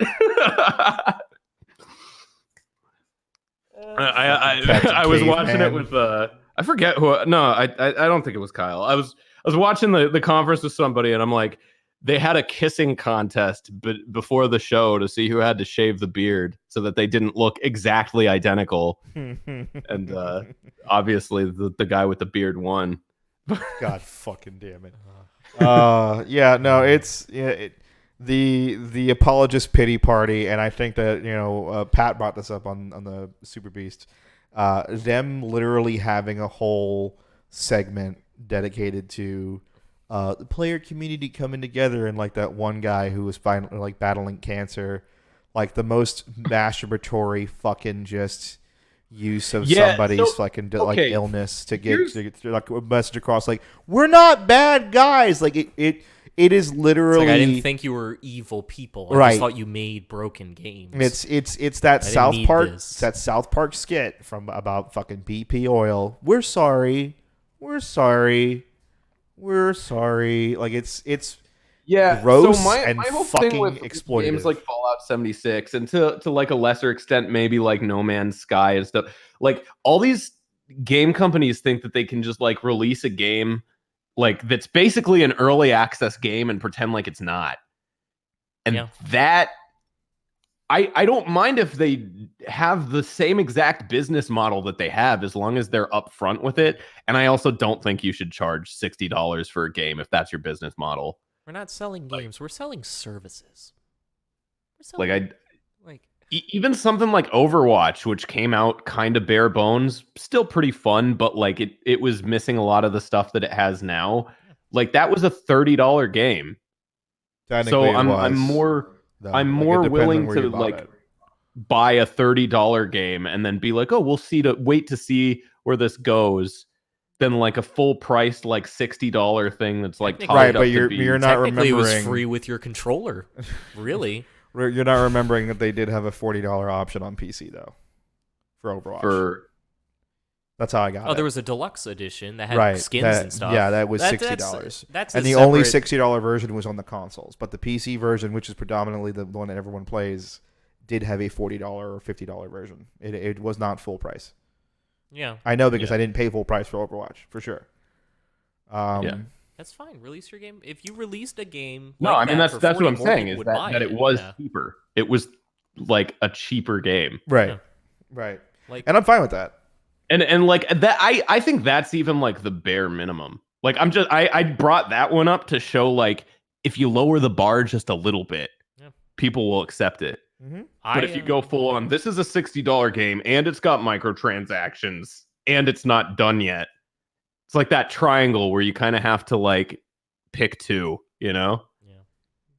And again, lowering the barrier to entry is important because like I was thinking about waiting to get Crash Team Racing, for example, on PC because I know that's where everyone's going to buy it from. But it's $40. Fuck it. Yeah, I'll buy it twice. Why not? Buy it now, play it. When it comes out in a year, I'll play it again. If Fallout 76 came out at $40, I personally would not have bought it because I don't like Fallout. But like lowering the barrier to entry in the long run will probably get you more sales. Not lowering it to like $1 and you get 2 copies. Or honestly, like I'm not saying every game has to be free, and there are ramifications with designing a free-to-play game that I'm not sure that I would fully like want to like endorse and accept as like the default model. Yeah. But for something that's blatantly unfinished, free is probably a good way to release it.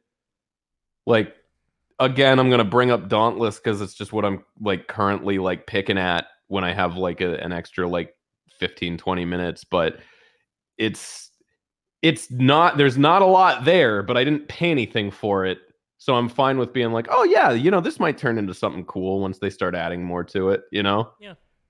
Because I didn't pay for it. But if I spent $60 on it and that was what I got, and they were like, oh, there will be more later, maybe.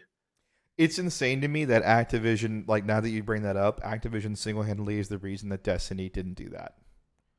It's insane to me because now that Destiny is absolutely doing that, like it really goes to show me I'm that, going to play it. Yeah. I'm going to play it, and I'll probably buy that expansion because why not? Yeah. If it's free and it's good, I don't mind kicking in money. Mm-hmm. But I wouldn't have played it in the first place if it at $60. I'm so ready for Bungie to come back around. Warframe in the comments. Warframe's another one that, like, yeah, that game is a game that I haven't gotten back into, but I know a few people who played it when I started playing it that kind of periodically go back to it whenever they update it. And that game apparently is really good now. Yeah. Right, but you also have to talk about like what exactly are you trying to sell, because that same kind of mentality doesn't work with every game. If you're talking about like a multiplayer experience, that's like Warframe is a perfect example of a game that was made from the sole purpose. It's a dungeon looter essentially at its core. Yeah. It's a looter game. It's a different kind of looter game, but it was made for the sole purpose of being that. Like, I don't think a single player game or single player campaign storyline is a game that needs to be early access.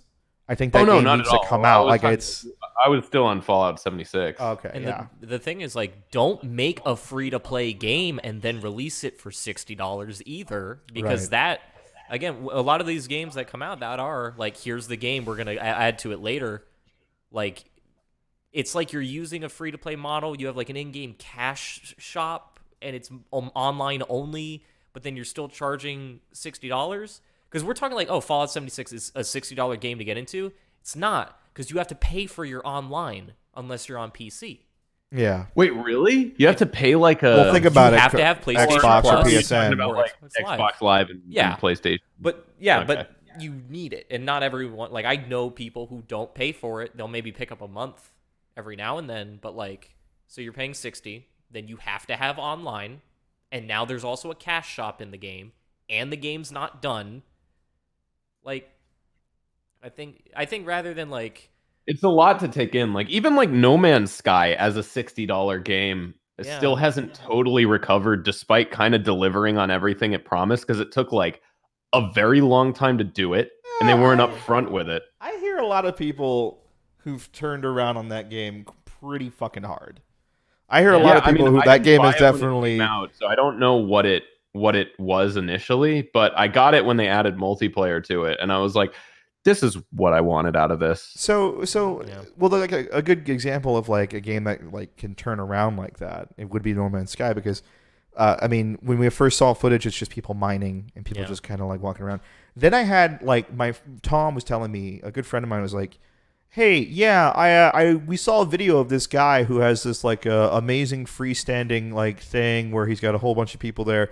So me and the boys are just making an armada of ships to go and fuck his shit up.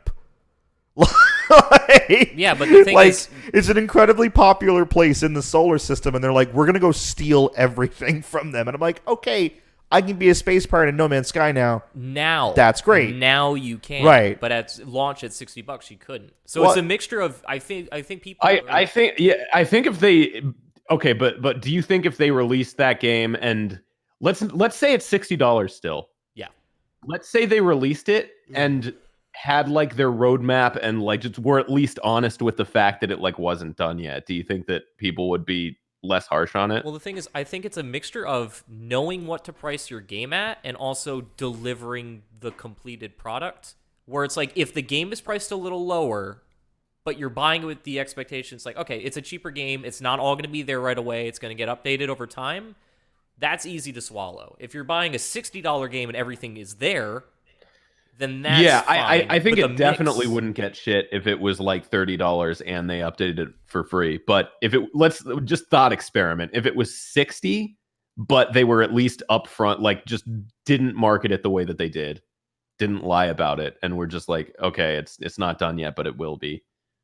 And here's our plans, and this is what we're gonna do. Do you think it will get less shit? Personally, for myself, I am the kind of person that would, if I like the game, Like, let's say, a good example, go back to PSO2. If PSO2 is released, or PSO3, let's say the next one's released, and they go, hey, buy the game now, it'll be better later. Or you could do the Minecraft thing, right? And you can, at every iteration of the game, you pay higher prices. So like Minecraft, when you originally bought it, was $10. Yeah, because there and it's wasn't like a whole lot. 25 now, I think. But like back in the day, it would the price would just go up and up and up till like 30 or how much it ended up being. Because as more content got added, they said, okay, we have more to offer. I feel like if you're going to do that, like that's the way to do it, is to offer early investors the lowest barrier of entry. And so that they already know, because yeah, at that point you're a glorified beta tester, and if you're going to be a beta tester, you might as well like do it for $10, and then people who do get the game later, or it's like the backer thing too. What game were we talking about? I think it was during E3, where it's like you bought this game for $60, and then not expecting it, they continued to update it for years and years. What was Rainbow? No, not Rainbow. It was Monster free updates Hunter? that like radically changed the game. Not Monster Hunter. I can't. What are you talking about? There's like a single player game that you bought that came out recently that they've just been updating and polishing. Neo. Polishing. Neo. You buy Neo for $60. There's a season pass, but aside from that, they're constantly adding improvements and updates and little content changes in here and there. Is Neo like the Japanese Dark Souls that? It's way more Ninja Gaiden than Dark Souls. Yeah, it's a little bit more. It's way more actiony, even more so than like Sekiro is. Yeah. But the point is, like, now if I were to go and pay $60 and like, here's Neo 2, here's our content roadmap, here's what we're updating, I now have enough trust in that company to go, yes, I know you're going to deliver on this. Hello Games, before making No Man's Sky, made Joe Danger. Yeah, like So if some fucking like mobile Excite Bike ripoff, right? Yeah. So if you told me those guys were coming out with a space game and then saying, yeah, we're going to make it better over time, the only frame of reference I have is Joe Danger 1 and 2 that I played on the PS3. And like, so no, I probably still would trust it. That was a game that I was really excited about from the first trailer, and by the time it came out, I didn't even buy it because I was like, Joe Danger. Hot tip for you kids at home: if you're like following a game and every like E3 or whatever, it doesn't seem to get any noticeably better, that is probably an implication that like the first trailer was fake, or that like they had to remove shit, or like if it doesn't look noticeably better by the time it's ready to launch, something is up. Yeah. And that was the case with No Man's Sky. Is the first trailer for it looks like a better game than the launch trailer for it. And the other thing is, even by like a couple months out from release, people still didn't really know what it was. We just knew that it had a infinitely generating universe, and you could fly a plane there or a spaceship. Yeah. Oh, and look out for like vague language, because if somebody is marketing something to you and it's in the game, they're gonna talk your fucking head off about it. We have it. Don't say we have it. the vague Please language. don't say it. Year one, never been done before. It's different every time you play it. I fucking hate. It's different every time you play. What does that mean? What does it mean? But you know what this all circles around to? What you know what this does? Yeah. This kind of mentality. What if we offered a service where you paid monthly and didn't have to pay full price, but you could just play this game and others? But the only one that has made sense to me is Game The Pass, Game because Pass. I don't want Right. to pay $15 for Ubisoft when I can give Xbox $15 for online, most Xbox One games, and a lot of PC stuff.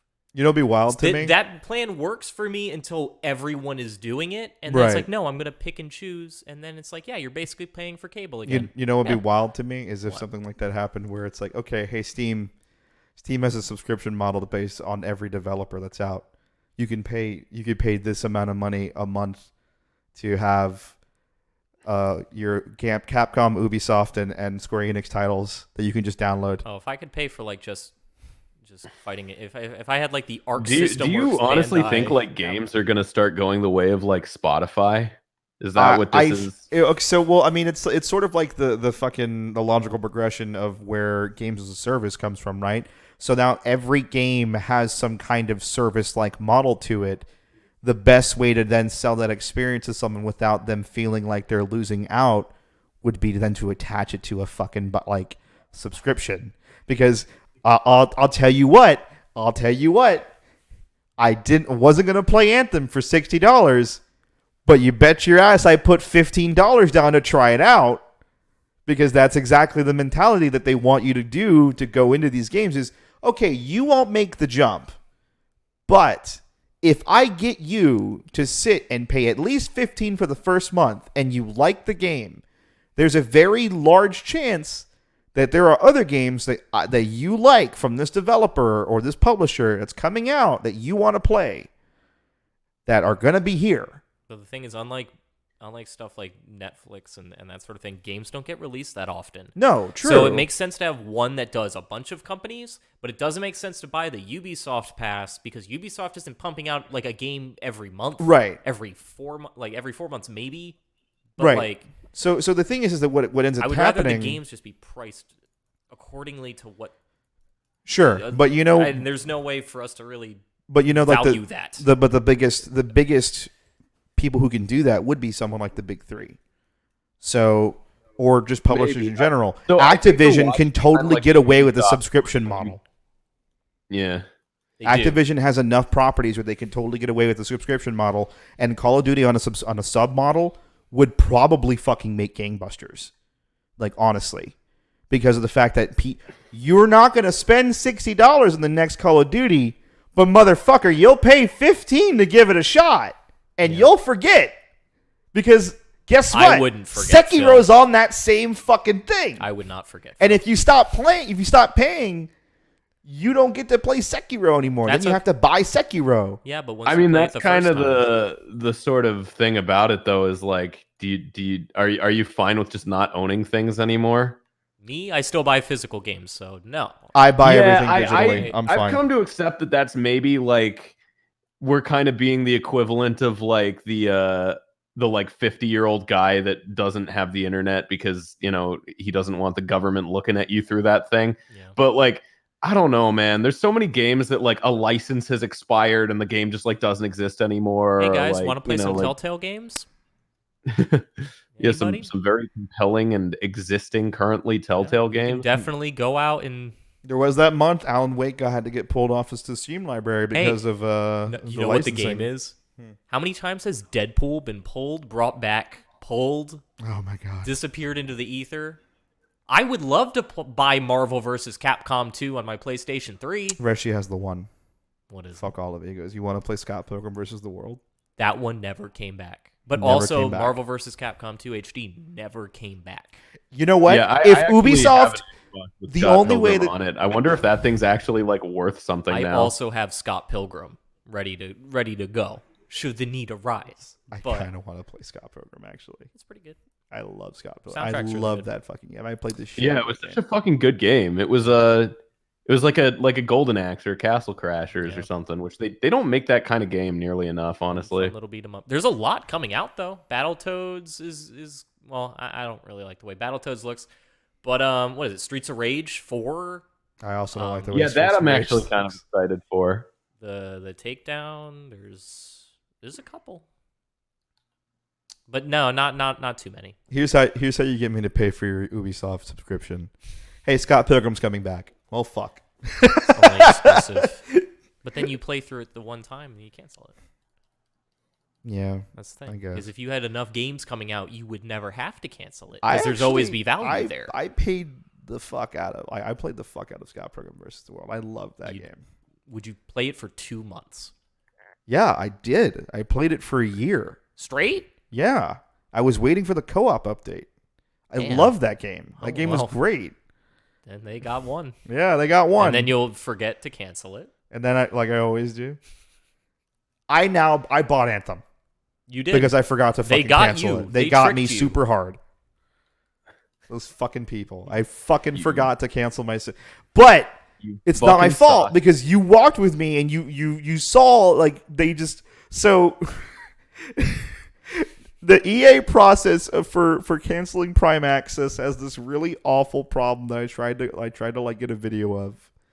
And if you go into your settings, you press cancel, it brings you to a screen, and you try to, and like for whatever reason it was fucking up, and I tried to press like one of the options it gave me, and it just said, "Oh, so you want to pay us more monthly? Would you like to upgrade your Yeah. subscription? So I had to find a roundabout way to finally get to the cancel screen. And they were like, "Oh, okay, we'll buy then." I was like, "Fuck you!" Like, you don't fucking try to like juke me. Like, cancel my shit. Like, fuck you. Like, I shouldn't have to be sitting there and fucking telling you to not spend my fuck you. I think even past like Phil and his buying a constant game buying that's ability. not done or buying a game that's in early access. I think the fact that we have to have charts now so you know exactly how to buy your game and where from and what level. Oh yeah, Do you- fucking do you get 60, Ubisoft 70, is- 90, 110? Do you want a hat? Yeah, like the Assassin's Creed shit is like insane. Yeah. That's only for like a particular kind of like consumer though. Like the kind of consumer who still shops at GameStop unironically. No, they post them online. It's No, really Steam good. descriptions. No, I so- understand, but like they're A not game like, for it's us. like, oh, here's a single player game that we're just gonna like carve up, and like if you actually want the whole thing, which you probably don't even need, it's gonna be like $100 or something. Right, but probably it's more than that. exactly- I don't know how much like the super duper whatever edition is of like Assassin's Creed. It's like Odyssey I or can't whatever. Yeah. play Devil May Cry without Devils Never Cry. That just can't happen. right, What- but the thing is that was you could buy that in one location. yeah. The one I'm talking about is the consumers where it's like I'm pre-ordering from Walmart and GameStop, and we're all going to get different items. I was gonna say I'm just thinking of the Anthem chart. Right.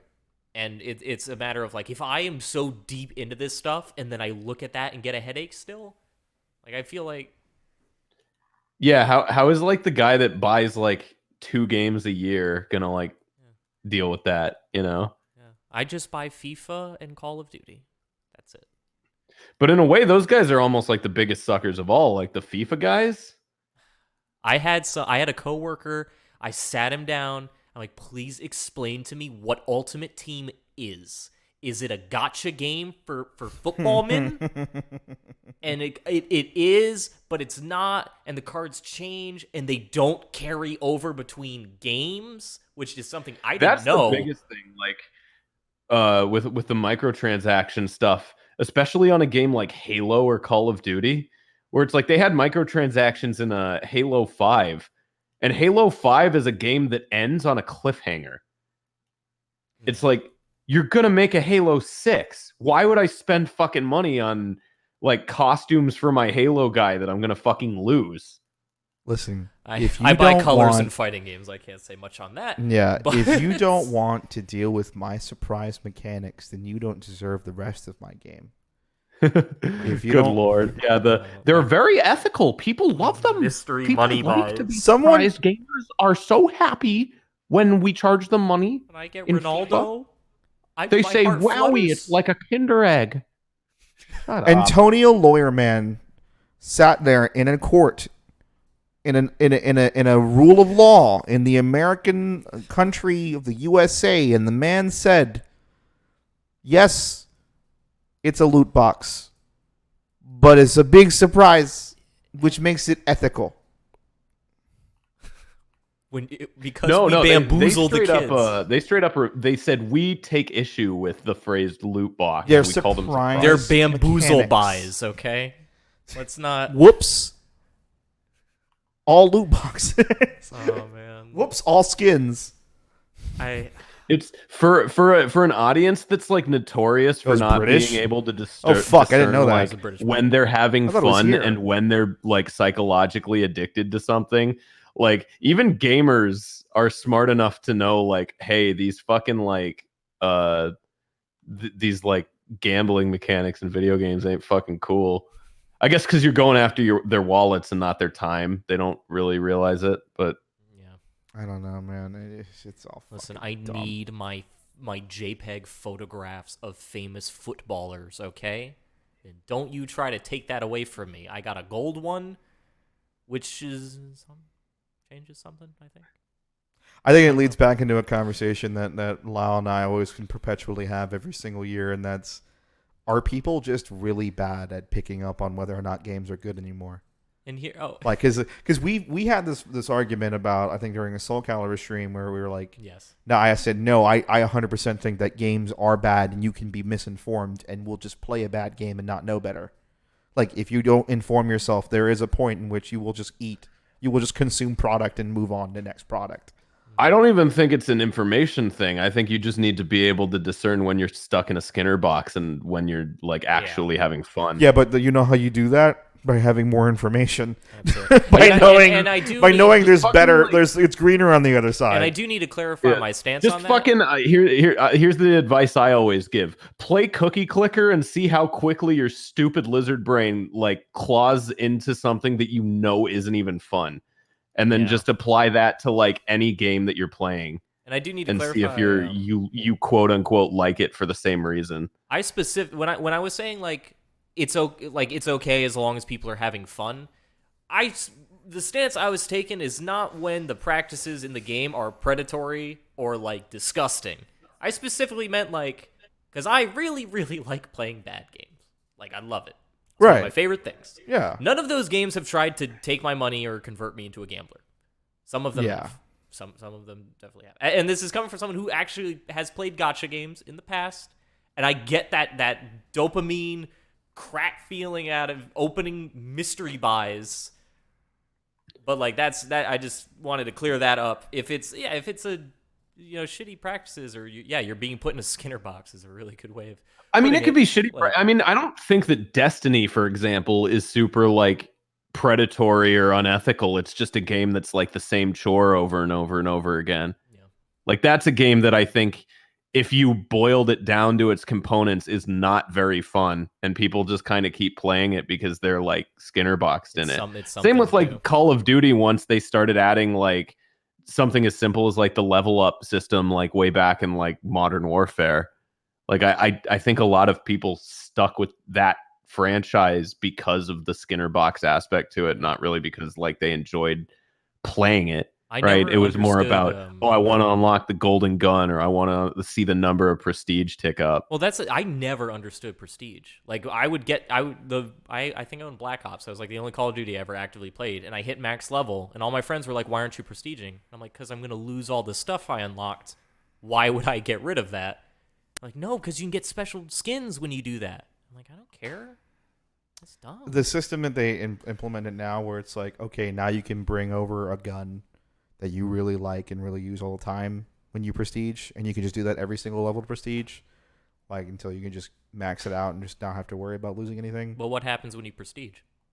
So, what I'm saying is you lose everything. Yeah. But you get, and I think now the system is you can bring a gun. But what do you gain? You get everything from that gun.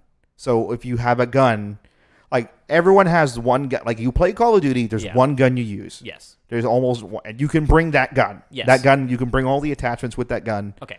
And everything. And get all of the attachments for that? that? No, if I remember correctly, you can bring that gun and everything that you unlocked on that gun. No, you don't unlock but what do you gain? Oh. From prestiging. Oh, no, nothing. Nothing. No. That's what I'm saying. Okay, so now I get to, it's not I get to keep this gun. It's just to have the higher rank, right? Like that's it.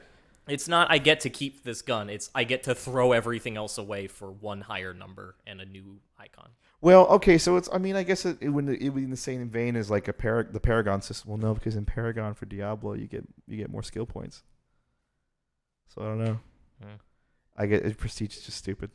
They have weapon. They apparently have weapon prestige now too. You can't make a fun game that is also a Skinner box.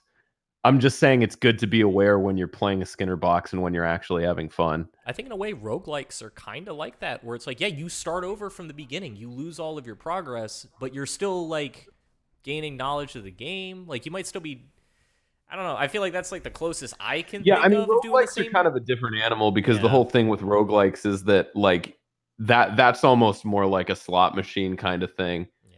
because it's like you don't know it like Yeah. that's It's different every time you play it. It's yeah, that it's kinda is like the playing different every time you play solitaire it thing. OG roguelike. Like you go into a game of solitaire, you don't know if you're gonna get like completely fucked or if you're gonna breeze through it. Like The original. that's the part of rogue. that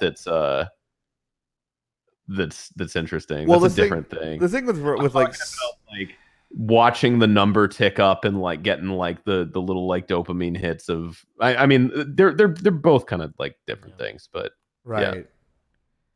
Yeah, I mean, I guess I think it's just that some games are much more in tune with that philosophy of it's just a fucking Skinner box, more so than I would say like an MMO. Like an MMO, you can immediately say like it's just a Skinner box, but there's something at the end. Like end game exists. Like the word is there for a reason, and the idea of end game in a Call of Duty game is fucking ridiculous. But Ghost Recon's trying to do that now. But here's my counterpoint to that is, for me, Final Fantasy XIV is 100% a Skinner box because all I am doing is grinding up my number for an end game I don't even know if I'll like. yeah, I mean, Like, look, a lot of JRPGs are like built on the foundation of that exact like, okay, the number gets bigger and the rewards kind of get like farther and farther spread out. Like pretty much every RPG ever made is built on that. Like it's not inherently bad to have a Skinner box. It's just sometimes it's like it keeps people playing a game that like they absolutely would not be playing otherwise. Like if Destiny, if you didn't level up, if you didn't get loot, and it was just those mechanics doing the same thing, like I don't think nearly as many people would like it. That's not true. And It's called Halo. Nah, hey, don't even fucking go there. You know that's a fucking lie. No, You know that's a fucking lie. to argue You back. serious? Are you serious? It's just Space Halo. Spacier Space Halo. Not. He Oh says, my God. he Halo. says Not. Halo in space. Hey, it's Halo It's magic. completely the opposite. You play Halo completely for the It's opposite Halo reason. magic. It's Halo magic. What? Yeah, It's you not. I'll Dude, tell- Halo is like, okay, you get on one side of the man cannon, I'll get on the other side of the man cannon. We're gonna fucking throw warthogs at each other. It's like the Or 12 it's minutes like- trailer's playing again. Oh, fucking, you are I kind of wanted to see how far this would go. I honestly no, You're 100%. Like to be entirely honest, like I think that the Destiny mechanics are, in terms of shooting and movement, is very similar to where Halo is right now and where it was been going. Oh, maybe So it's where it is not- right now. yeah. I thought you were talking about like Halo 3, No, definitely not. Halo 3 is its own beast, which is Like- why we're waiting for the fucking Master Chief Collection. like but like quintessential. we're like Halo is now. Yeah, like Oh yeah, it's Destiny. Halo is absolutely a Skinner box now. I'll Yeah. keep my. I thought Halo was a lot better when it had air dashing and dive kicks, but That's now. me. That's what it's. That's Yeah. where it's now, and that's where a lot of people don't like it. Yeah, that's fair. That's why I play Titanfall. But that's also. I mean, I also I'm in that same camp with you. But my thing is even worse. Like, where Advanced Warfare is the only fucking Call of Duty game that I will go back and play because it has 100 double times. jumps and air Because dashing. double in it. jumps and air dashing, Right. and fucking and red hot kicks down on the Yeah. ground. But people don't see it like that. It's like No. the best way that anyone ever explained Advanced Warfare to me, it's like if you just look at it like you're playing Gundam, it's a much better game. Yeah. Like, I know for a fact though, my JRPG Skinner box, Disgaea is literally a game about how high can you make your big number go, yep. and everything you unlock is just a tool to make your big number go bigger. Was that you, Phil, that was like, I started playing a hentai game and then I ended up getting like addicted to the Skinner box element of it? No. Really? No. It's that seems like something. It would. that would No. happen. It's definitely It's up my not- alley. Yeah, it's not out of the question. I think we were talking about the if that was the case with the Studio FOW game, if that's what it did. I think maybe we're saying that. No, that- that's just I'm going to play it and jerk off. That's Yeah, a me completely too. different thing. Yeah. Mhm. No, there Which was in a somebody way who could was be a playing, Skinner like box I game. thought it was you because it seems like exactly something you would do. Who was playing like some like anime game that Okay. kind of had like a Final Fantasy Tactics sort of like element to it. Oh, you mean like And- Rants? No, it must have been someone you were talking to, but I know the game you were talking about. Like, it's for sure, it's definitely Rants, because that's just straight up that. Yeah. Maybe. Hey, can we talk about a good JRPG before we end everything? Square Enix. Man, oh man, it's a real video game. I suppose. Oh, fucking Final Fantasy, dude. It's gonna be okay. No, I've it's gonna be I've, great. I've had so much lore yelled at me over the past couple weeks about a game I've never played. I'm so excited. Like the thing is that like now that I've seen that game, I've heard what Maximilian has said about it. Like I know for me, for like the general consensus might be okay. It's not going to be the greatest game of all time. As a fan, I'm gonna be so in love with it. It's not even funny. Well, I picked it up on the. I mean, okay. What did you think of Final Fantasy 15? I loved it. I loved it for all of its fucking flaws. But the thing is that like I played Final Fantasy 15 for an entire year because of the DLC, and then after a certain point, we dropped it. But the thing is, it does not look like 15. It does. I think it's not going to be look exactly like 15. No, it's or not. I think it's going to be like exactly like a similar. It's going to have like similar pitfalls. Well, like how?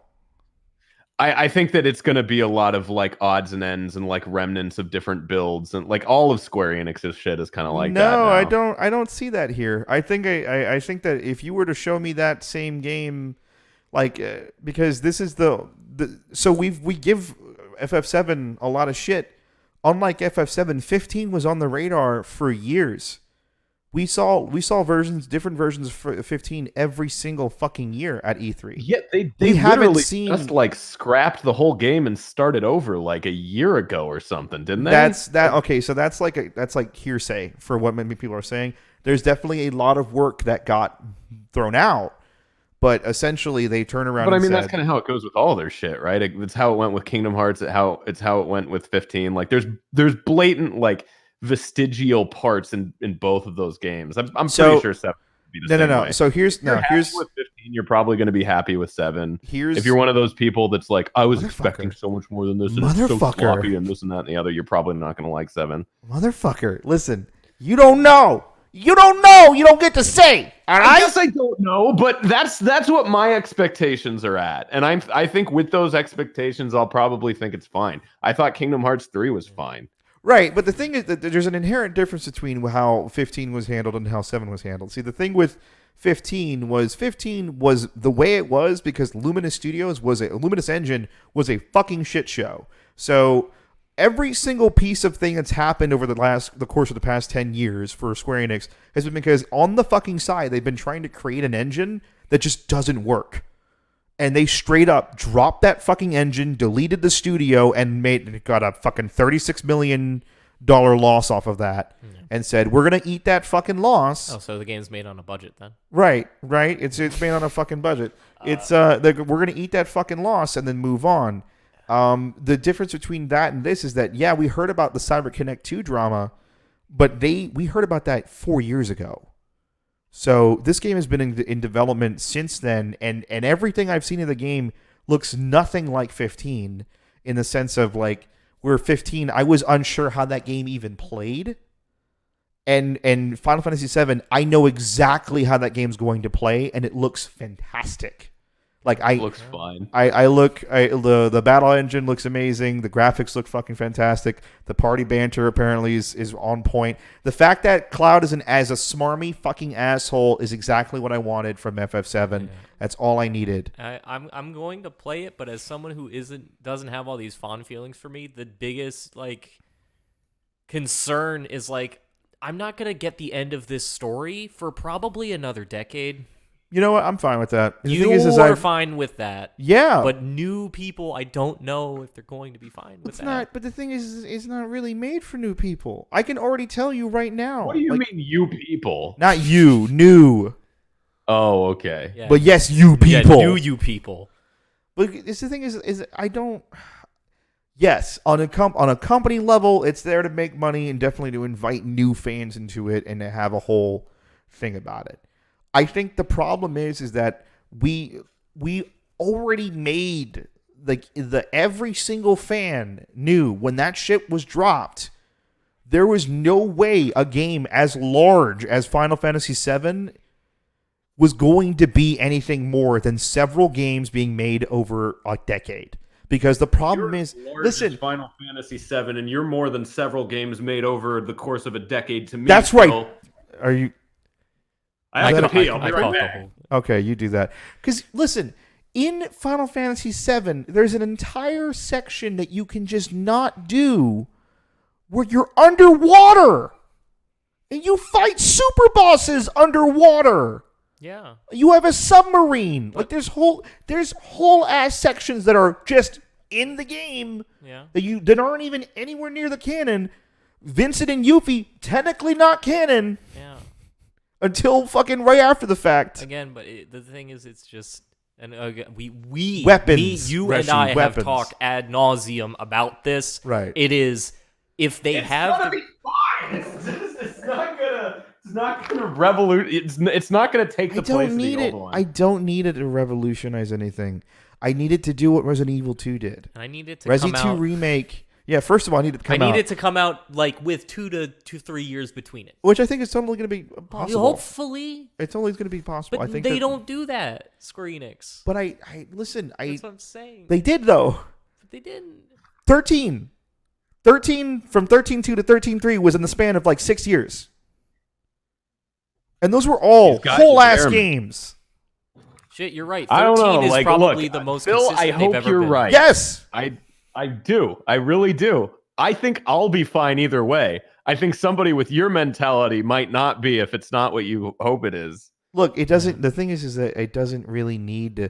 I guess it's hard to explain. Yeah. Because it's just one of those things where I'm not going into it with the idea. Wants it too bad, Phil. I'm not some people going just into don't it. know that they're playing bad games. Some people just aren't informed or aware that they're playing bad games. All right. Lyle, as the only American excited about Dragon Quest in Smash. All right, sandbag of the century, you fucking piece of shit. I had to. It's the callback. It was there. Yeah, it was there, and you Dragon broke Quest my is good, heart man. into a million pieces. It's always one. Dragon Quest I makes guess me we're feel even. like I'm a fucking kid again, like on a Saturday morning playing a JRPG in my jammies. And I'm not a person that played JRPGs as a kid. Explain that shit to me. It's fucking magic. I'm glad he's there. Dragon glad Quest he's is an there. incredibly basic JRPG. That's why it's that good. Because it harkens back to old It's just school. super solid and super tight. It doesn't try to be anything more than what it is, and that's exactly what it needs to be. Dragon Quest is never needed to change, and that's completely fine. I knew that a Dragon Quest guy was probably going to end up in Smash. I wasn't super excited about the main character from 11 because I just didn't think his design was that unique.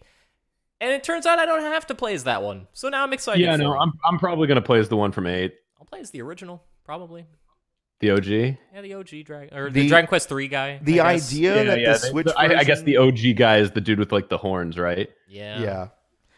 The idea that the Switch version of DQ11, Dairy Queen 11, is going to be something you can do the Halo thing and switch between 16-bit and fucking real, like the 3D graphics. Oh, that's not even everything. Did you hear? Like, you can go back to the overworld from all of the other games in it. What are you fucking? I don't know if that's true. It might just be short missions, but you can go back to it's only in the 8-bit or 16-bit mode. Oh. Like it's not 3D. Right, that makes a little more sense. Yeah. They just drop you on the map. It's like, here's a mission related to the story from that game. And you get to go revisit all the Dragon Quest worlds, including the ones that were 3D. Here's what I will tell you, though. What's up? Here's what I will completely agree with you on. That we'll go back to an earlier thing. I don't like Akira Toriyama's art style in That's other fair. things It's that not are for Dragon everybody. Ball. Again, wait, hold on. I Are like Dragon Ball. I like Akira Toriyama's style in everything that isn't Dragon Ball. I don't like it. I think Chrono Trigger is his best work. Chrono Trigger is the best one because it has more of a 2D look to it.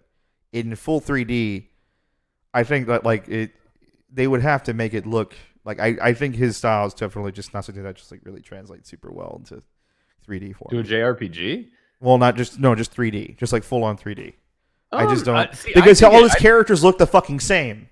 Maybe So, I don't like- know. I think that maybe that is it because I not only watched Dragon Ball Z as a kid, I also watched Dragon Ball as a kid. So like maybe that's why it stirs up that kind of nostalgia. Is it just feels like really quintessential. Like when I think like how to draw anime 101, I kind of think of like Akira Toriyama, just because I guess I was like introduced to it through Dragon Ball. So Right, but the fact that you can look at DQ11 Hero and be like, "Ha, Trunks," like that's I silly guess to that's me. true. I feel like, Like, you can do it's- that yeah. with a lot of Dragon Ball stuff too.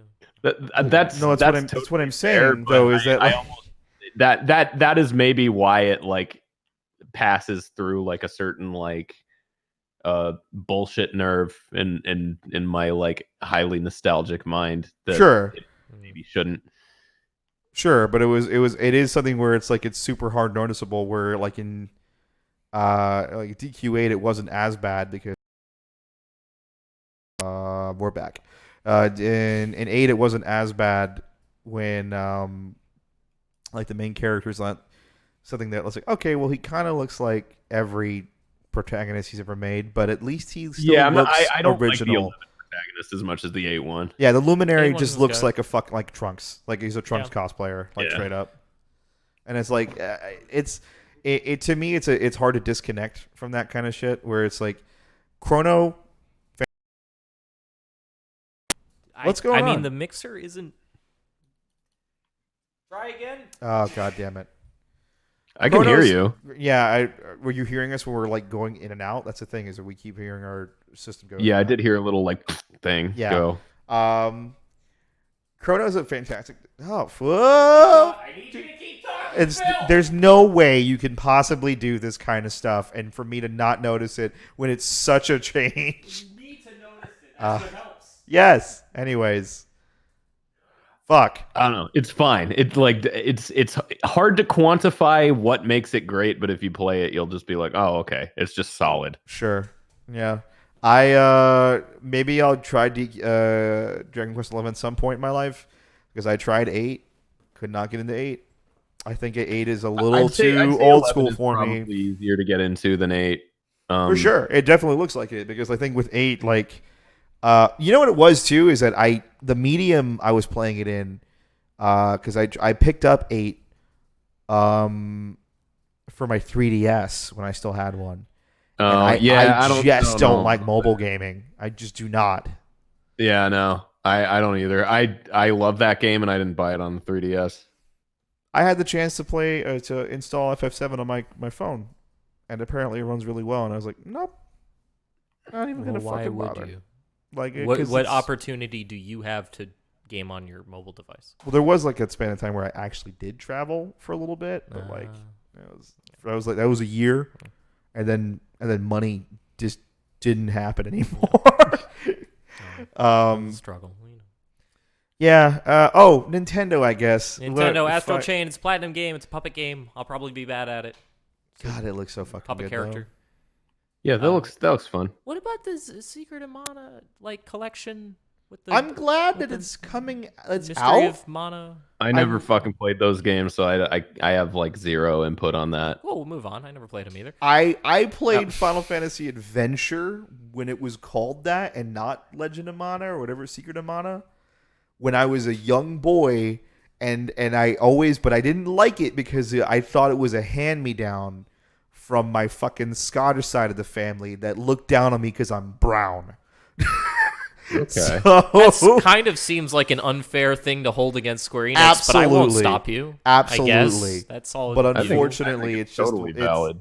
It's just one of those things where it's like, Why did you let my Scottish heritage family buy this game, Square Enix, and give it to me?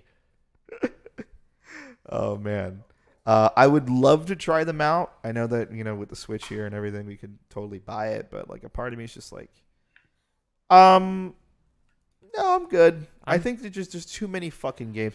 It's great. It's a cool thing that they've done it, and what I'm more interested in is the fact that they completely redid 3. Like, I will play the remake because the remake looks like it's way cooler. Yeah. Don't have any connection to that series. I can't remark on it.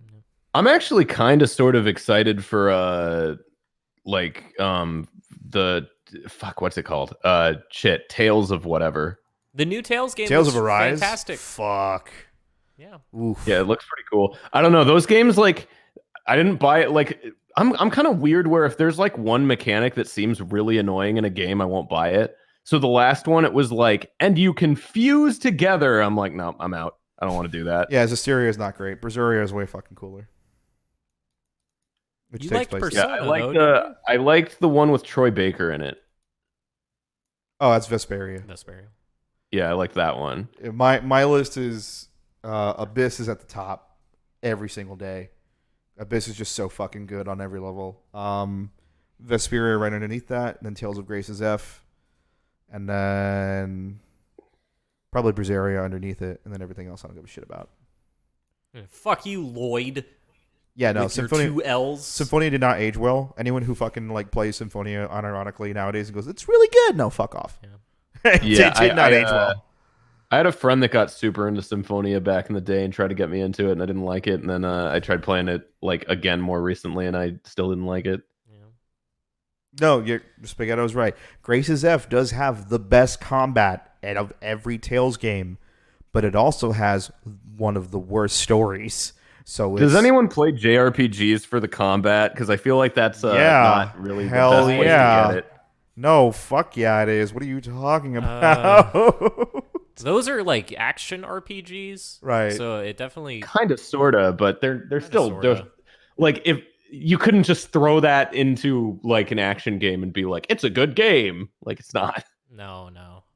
I like strategy RPGs like Disgaea, and I've been meaning to go back to Final Fantasy Tactics, but like, no. Besides, like, I like the loop of SMT and like Persona, but at the end of the day, yeah, it starts to become autopilot where it's like I already know what you're weak to. I just boop boop boop, and done. Yeah. I kind of like that though. You know, I like it done. when JRPGs don't fucking waste my time. Oh, you like the auto skip button? If, Yeah, I mean, if I do the work, Dragon Quest 11 then, Phil, because you can like power through that game pretty like that game. Like you go to a bunch of different places and you're through that area within like an hour or two. It's like Sure. it's like a like 3-episode arc of a TV show, and then you like move on to the next one.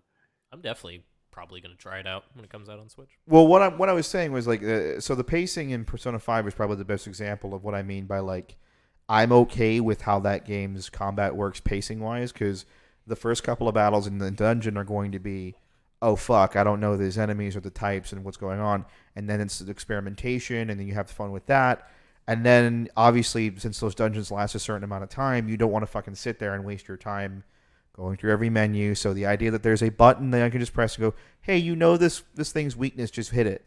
Yep. Like that to me is the best kind of like, it's like, okay, yeah, if you're gonna make me fight the same enemy over and over and over again, it's one of the main reasons why it's like, yeah, I love 7. FF7's amazing. I will tell you to this day, there is a large section of that game you can just press attack. You just press attack the whole fucking time. And the 3 times skip thing you can do on PS4 instantly saves that game. That's Again, that's for why I'm multiple so interested playthroughs. in Final Fantasy 12. It's because just program the game to play it itself, so you never have to even touch the controller. Just What was that game that isn't that like Bravery Default or whatever the fuck? Like the whole premise of that game is you can skip the battles or No, something. Bravely Default. You can't skip I never the played battles. You those. can. What you can do is it's the first that are like JRPG that I know of that introduced a fast forward mechanic. So, like that's become a new thing in a lot of turn-based RPGs, and it's the best fucking thing they could have done.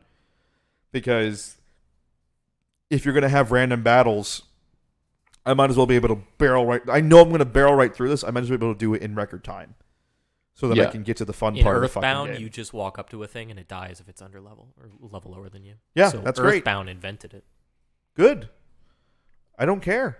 Okay. I think it's great. Why aren't other games doing that? There are straight up like Tales games. Tales is a, and even FF14 does this, where if you're higher level than an enemy, it'll run away from you. It'll just knows. run from you as opposed to coming at you. It'll be like, oh fuck, and it's just fuck off in the opposite direction. Oh man. Oh, you can turn encounters off in Bravely Default. That's what it was. Oh. Huh.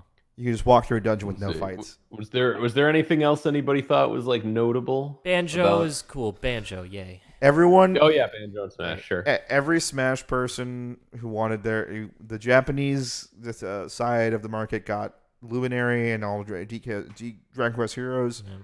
Yeah. Every other normie got Banjo-Kazooie, even though that game's terrible. You know, Ooh, it is what That's it a is. neat place to sneak that in, but okay. I don't like. You don't like 3D platformers. platformers, though, so that's fine. It's hard for me to sit there. It's a good 3D platformer, but you don't like any of them, Right. so I yeah. will. I will come do from you, like not like Mario Odyssey and shit, or I think the last 3D platformer I played and liked was Mario 64. interesting. The first one. Yeah. Yeah, So that I- game is. So Okay. the thing is that like and the even problem that, is do you that think you'd like it if you played it today, or I would have to sit down and play Mario Odyssey to see. I don't know because every single time I see a platformer, it does nothing for me.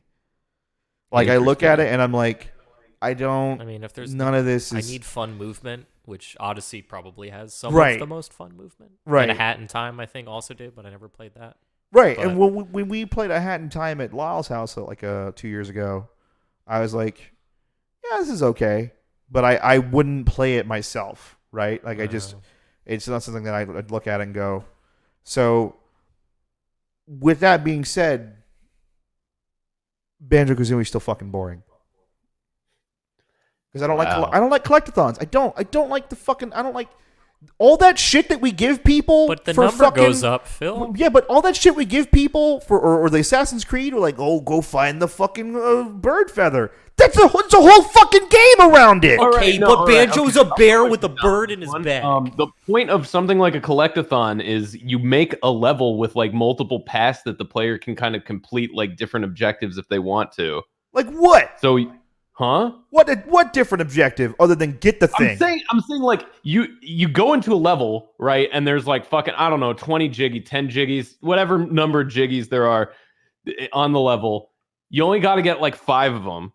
So you can kind of go for whichever ones. If there's like a monkey boss that throws fucking oranges at you, you can fight him, or you could be like, oh, that guy's gonna fuck me up. I'll turn into an ant and like climb up an ant hill, and that'll be what I'll do instead. Like you kind of get to pick, and then you can like go back to that guy if you're like fucked in a harder level, and you're like, you know what? I think I'm ready to fucking take on the monkey. This whole like poison swamp shit ain't doing it for me. So I hate this level. I'm going back to the other one. I'm gonna do that instead. Yeah, the I'm thing like, is, there's it's basically it changes the objective from I gotta start at the beginning of the level and get to the end of the level to I'm in a level right now and I have to do enough here to move on to the next one. So like you're playing a video see, game. You see the star. Oh, so at it's the, a video game. Okay. None of what you said is like. But what I'm saying is like it's not like you just grab the star and the star makes the number go up. When you see the star at the top of the tower, it's not just like a collectible to get. That is its own platforming challenge to get to it. I get the idea. Okay, so for you sure. just, But movement in those games sucks. I'm sure Odyssey is going to be great. If I played it, I'd probably like it a lot more. But have you gone back and played Banjo? yeah, and the talent trot is the dopest shit ever, and you're It's stupid. the only fucking thing that works. The one with The jump works and the flying works. I feel like you haven't played Banjo-Kazooie. No, I definitely beat Banjo-Kazooie. I haven't played Banjo-Tooie. I haven't played beat Banjo-Kazooie Banjo-Kazooie. I remember specifically I beat Banjo-Kazooie because I was playing Mario 64. Here you go, memory lane. I was playing Mario 64. I got full A's of my fucking report card for 4th grade. And I said, Mom, I want Banjo-Kazooie. So we went and got Banjo-Kazooie. I played it, loved it at the time because I was a kid. You're stupid. Then I and went back and ignorant, played right? it. And I was like, I don't like platformers. What happened? I don't know. Yeah, And then I tried Banjo-Kazooie, playing more I was- platformers and I was like, okay, whatever. Like weird and clunky now. Like it's not as smooth as Mario 64 for sure. Right, and it's Yeah. just one of those things where I think that Banjo-Kazooie did not. I'm playing it up a little bit. I don't think it's the worst thing in existence, but I definitely don't like it as much as I did when I was a kid, for sure. hates the I will say, like, because I was giving Kyle shit about wanting Banjo-Kazooie beforehand, it is like emblematic of like a weird like snapshot in time. Like I don't think anybody outside the age range of like 24 to like 29 is really excited about that character being there. Yeah. It's like just you kind of had to be there to give a shit, and that character hasn't been in a game like since. What's his Really? name again? Grant Hope? Is that Grant it? Kirkhope? Grant Grant Kirkhope? I'm glad he's getting work. Grant Carphope? Yeah. Grant Grant Grant Hope. Grant Carp. Scrub yeah. up a bubble bunch. That's, you know. I just don't like. I haven't the ones, but mind you, when I got back in, try to get back into platformers, this was also during the age of when None came out. No, when the ones that came out were all ass. That's fair. So like, it just completely turned me off to the genre, and I thought about it, and I never, when I owned a Nintendo console the next time, which just the next time was obviously the GameCube, it was just a Resident Evil 4 machine. That's all it was for me. It was just there to play Resi 4. Because at that point I'd already been like balls deep into Resident Evil and like loved it. I just moved on. I was just like I just don't like these fucking games. There are like, but it's weird to me because I really like Sonic, but Sonic is also just move. Like you just move real fast. I like moving fast. Like if you what I always say, if your game has good movement, I'm on board. Like it's is all I need. If it looks like it's fun to move in that world, I will do it. I feel like there's a lot of games that are really fun. I feel like platformers are like the genre for that, most, though. Yeah. Like which ones though? Because if it's just Mario, then duh. Like if it's Mario, I didn't say Mario no other was ones bad. really come out. Right, but what other ones? You say like there's Spyro? a bunch, but if it's just Spyro, Mario, I remember, I from love like the one or Spyro. two times I played it, feeling pretty I good. watched him play Spyro and I said I would not have fun. Like, I did not. This is not for me. You watched me play Spyro 1 though, didn't you? I watched you play all of them. Not 2. I watched you play 1 and 3. I never played Jack and Daxter. I don't know if the movement Whatever is one were you great playing in now? that. I love that game, but I don't know if that would be like the sell is the Oh, movement. Jack and Daxter. That's what I played and I hated it. Really? I fucking dislike. I was There like it is. immediately. Yeah, I was like, love that game, but I guess like movement wise, like that's not one that I'd recommend. You know, like the punch jump and then no, okay. no. I think Jack and Daxter was a dumb game and I hate it. Okay. Yeah, I guess there's the punch jump. there is the roll thing. Banjo-Kazooie, I will give way more credit than fucking, because I liked Banjo-Kazooie when I was a kid. Jack and Daxter, I fucking dropped in like the first 10 minutes of playing it. I said, this is dumb. You know what I did? Are you ready? You're going to be real fucking upset. Guess what I played instead? The Bouncer for the third time. And I beat that shit. And I got the secret ending. Thanks for listening to the podcast today. Lyle, it's always a pleasure. Thank you for coming back on. Yeah. It was good to talk to you and only you again, Max. This was really enjoyable. Hey, guess what? You know, I think there's room for a third face, or maybe we do just take half of that off, throw a little bear on there somewhere. I'll kill you in the dead of night. I'll do it. I'm bigger than you. You may be able I'm to. faster, No, you don't even have and the it'll will turn live. your heart No around one's because, as fast you when have they're stated, asleep, you Max. like good No one's movement. fast when they're asleep. Damn, he got me. But you can't move. I've seen you try. I'm terrified to turn the podcast off because I have to walk over there, and it's a nightmare. There's so many cables. But that's it. Lyle, do you have anything you want to shout out? Anything you want to? I'm pretty sure everyone here already knows. Probably nothing that people here don't already know about, but pregame discharge and fucking follow me on Twitter at Lyle Rath and fucking all that. I will at some point force Lyle to stream again on something. It'll happen. Maybe Squeege. I just got back into League of Legends. Oh, why did you do that? Because I'm a fuck. Because Overwatch isn't working What the for me. hell I is need something to hate Squeege? myself for. Why would you? What was that? So Anyway, we're still streaming. Detroit is going up Monday through Friday. I hope you guys are happy that's finally happening. right, and then we're still working on what we want for our next playthrough to be. So tune in eventually. No It's- hints. it's No between a nothing. lot of stuff. There's a lot of options on Max the table. has a lot of cool ideas, and I'm on board with all of them. That's it. Thanks for watching. Enjoy your night. Except Jack and Daxter. That game is ass. Fuck you. Please look forward to our full playthrough of Jack X Combat Racing. If